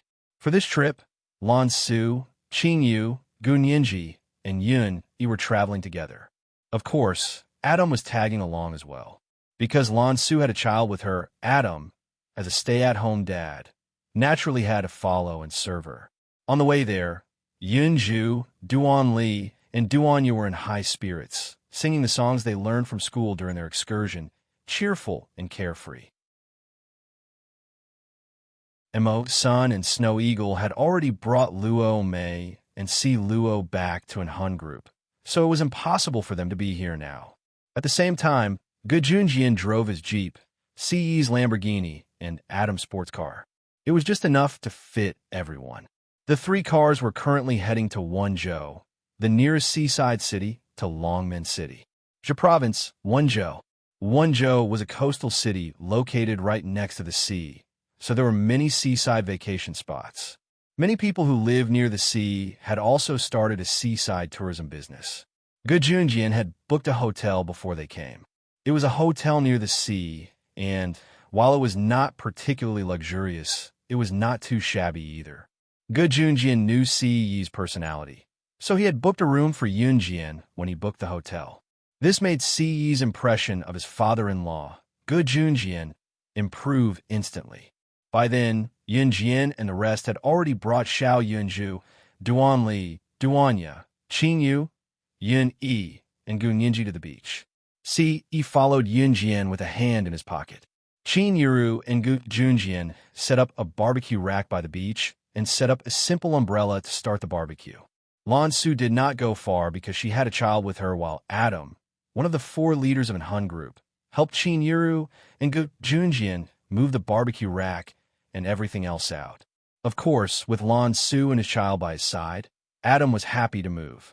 At the same time, Yunjian had already pulled Duan Li and Duan Ya's hands to the temporary changing room by the beach. Qin Yu and Gun Yinji ran in as well. Si Yi and Yun Yi dragged Xiao Yunzhu to the men's room. Yunjian even put on a jacket when they came out of the changing room. She knew that Si Yi did not want to expose her in a swimsuit in front of everyone. However, even with a jacket, Yunjian's fair and slender legs were still exposed to everyone's eyes. Just as they walked out of the changing room, Yunjian felt Si Yi's burning gaze on her. When he saw her beautiful figure, Si Yi was suddenly reminded of how he had pinned her down, and a certain part of his body reacted instantly. Hey!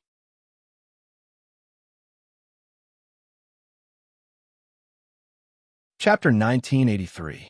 Si Yi did not change out of his swimming trunks, nor did he take off his top. He didn't like to expose his upper body for others to see. It did not matter if Si Yi was conservative or petty. He could not bear to let others see his Xiao Jian, and he would not let other women see him as well.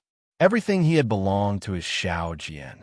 By then, other than Qin Yiru and Ge Junjian, Lan Su, who was carrying a child, and Adam, who was a mover, the rest of them had changed into their swimsuits.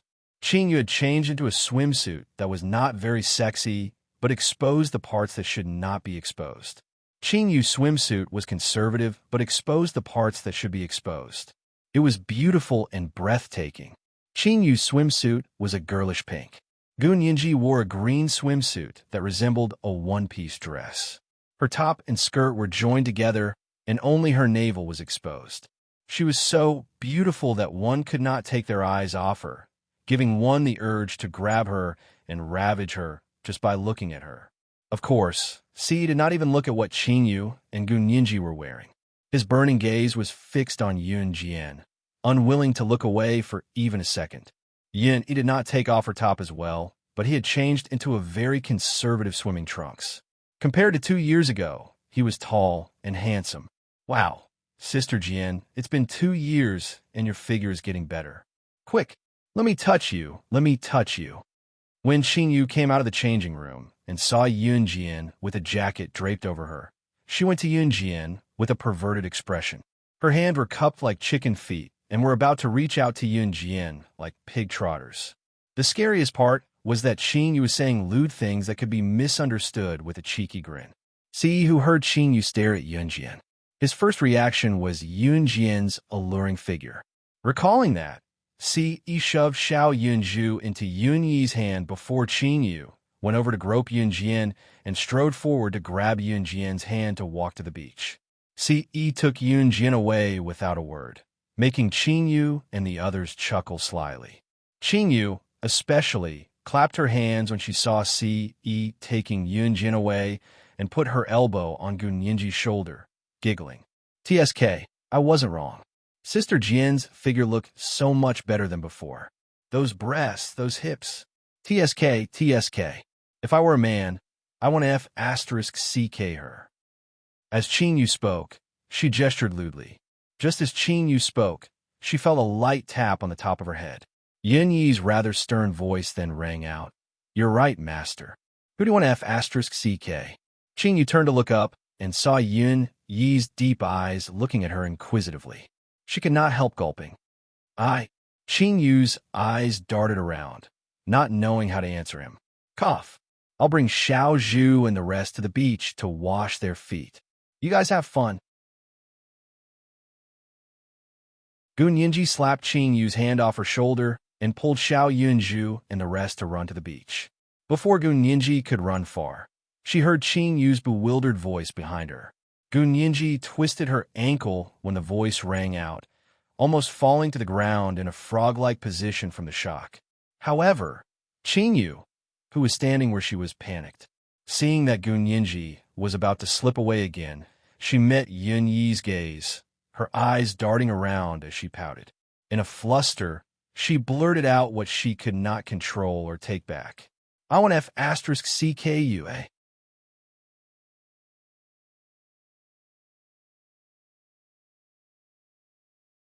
Chapter 1984. Qin Yu panicked from being stared at by Yun Yi, so her mouth opened and closed as she blurted out. Even Qin Yu herself did not realize what she had said in a moment of desperation when she blurted it out. When she finally realized what she had said, Qin Yu felt like dying. What kind of rotten mouth was that? What kind of words were those that could cause misunderstandings? Qin Yu lowered her head, not daring to look at Yun Yi. Gun Yinji, who was dragging Xiao Yunju and the rest to the beach to wash her feet, slipped and fell forward when she heard Qin Yu's words. Feeling like she was going to fall on the ground like a frog, Gun Yinji quickly let go of Xiao Yunju and the rest to prevent Xiao Yunju and the rest from tripping because of her. However, just as Gun Yinji's body fell forward, Xiao Yunju, Duan Li, and Duanya held her hands together to steady her. Cough, cough, cough. Although Gun Yinji called herself a matchmaker, she had never had a man before. Her face was as red as a monkey's, but when she heard Qin Yu's words, she coughed twice and dragged Xiao Yunju and the rest of the beach, sprinting toward the beach. She did not say anything. She did not hear anything. By then, Qin Yu had already noticed Gun Yinji's reaction. She blushed furiously when Gun Yinji heard what she had said. You're the one who said it. Yun Yi reached out to rub Qin Yu's head gently with his large palm. A devilish smile curled up at the corner of his lips. Qin Yu suddenly had a feeling that she had been tricked by herself. I'll go play with Gun Yinji, Qin Yu said, try to break free from Yun Yi and sneak away. Stay with me. Before Qin Yu could escape, Yun Yi grabbed her hand. Qin Yu's ability was powerful, but she was not outstanding in terms of skills. However, Qin Yu, who was known as the Lady Poison, could poison anyone at will without being noticed. This was Qin Yu's ability. However, Yun Yi had been training her skills daily for the past 2 years. Yun Yi was very talented, and Yun Yi's ability was already above Qin Yu's. Qin Yu was good at using poison. She could even poison the top international figures without them noticing. However, Qin Yu and Yun Yi had been dating for 2 years. At this moment, Yun Yi knew Qin Yu like the back of his hand. He even knew what she would do in the next second. Therefore, it would not work even if Qin Yu poisoned Yun Yi. It was because Yun Yi had countered Qin Yu's move before she even made her move. Qin Yu blinked, clearly still reeling from the awkward situation earlier. But on second thought, she didn't say anything wrong. She was his girlfriend, and there was nothing wrong with wanting to have sex with him. If Yun Yi heard this, she would probably bring Qin Yu back to the hotel in seconds. On the other hand, C.E. pulled Yunjian to the rocks by the sea. There were usually rocks near the beach that were neither too far nor too close. The rocks were distributed in an orderly manner. Usually, when one wanted to walk into the rocky area, there would be very little sand under one's feet. One's feet would step on the rocks directly. Usually, when one looked at the rocky area from the beach, one would not be able to see the opposite side of the rocks because many huge rocks would cover the rocks behind. In addition to the summer weather, the rocks were scorching under the scorching sun. One would feel like one was stepping into a fire pit when one stepped on the rocks. Although it was not the hottest noon, it was only 3 in the afternoon. The sun was much dimmer than noon, but it was still the time when the sun was high up in the sky. There was no one walking around the rocky area near the beach at this moment. C.E. pulled Yunjian to the rocky area. When he stepped on the rocks, the scorching heat of the rocks made his eyes flicker. In the next second, he was worried that Yunjian's little feet would be scalded by the scorching rocks if she stepped on them. C.E. bent down slightly and scooped Yunjian up horizontally, ignoring the fact that he would be scalded if he stepped on the scorching rocks as he walked toward the rocky area where there was no one around. Hey, you're tuning in to the Romance Rendezvous YouTube channel. We're so grateful for your support, and don't forget to subscribe to join us on this incredible journey through captivating stories. Your generosity through donations truly makes a world of difference, as it's the primary source of revenue that allows me to expand and enhance this channel for you. Thank you from the bottom of my heart for being a part of this adventure.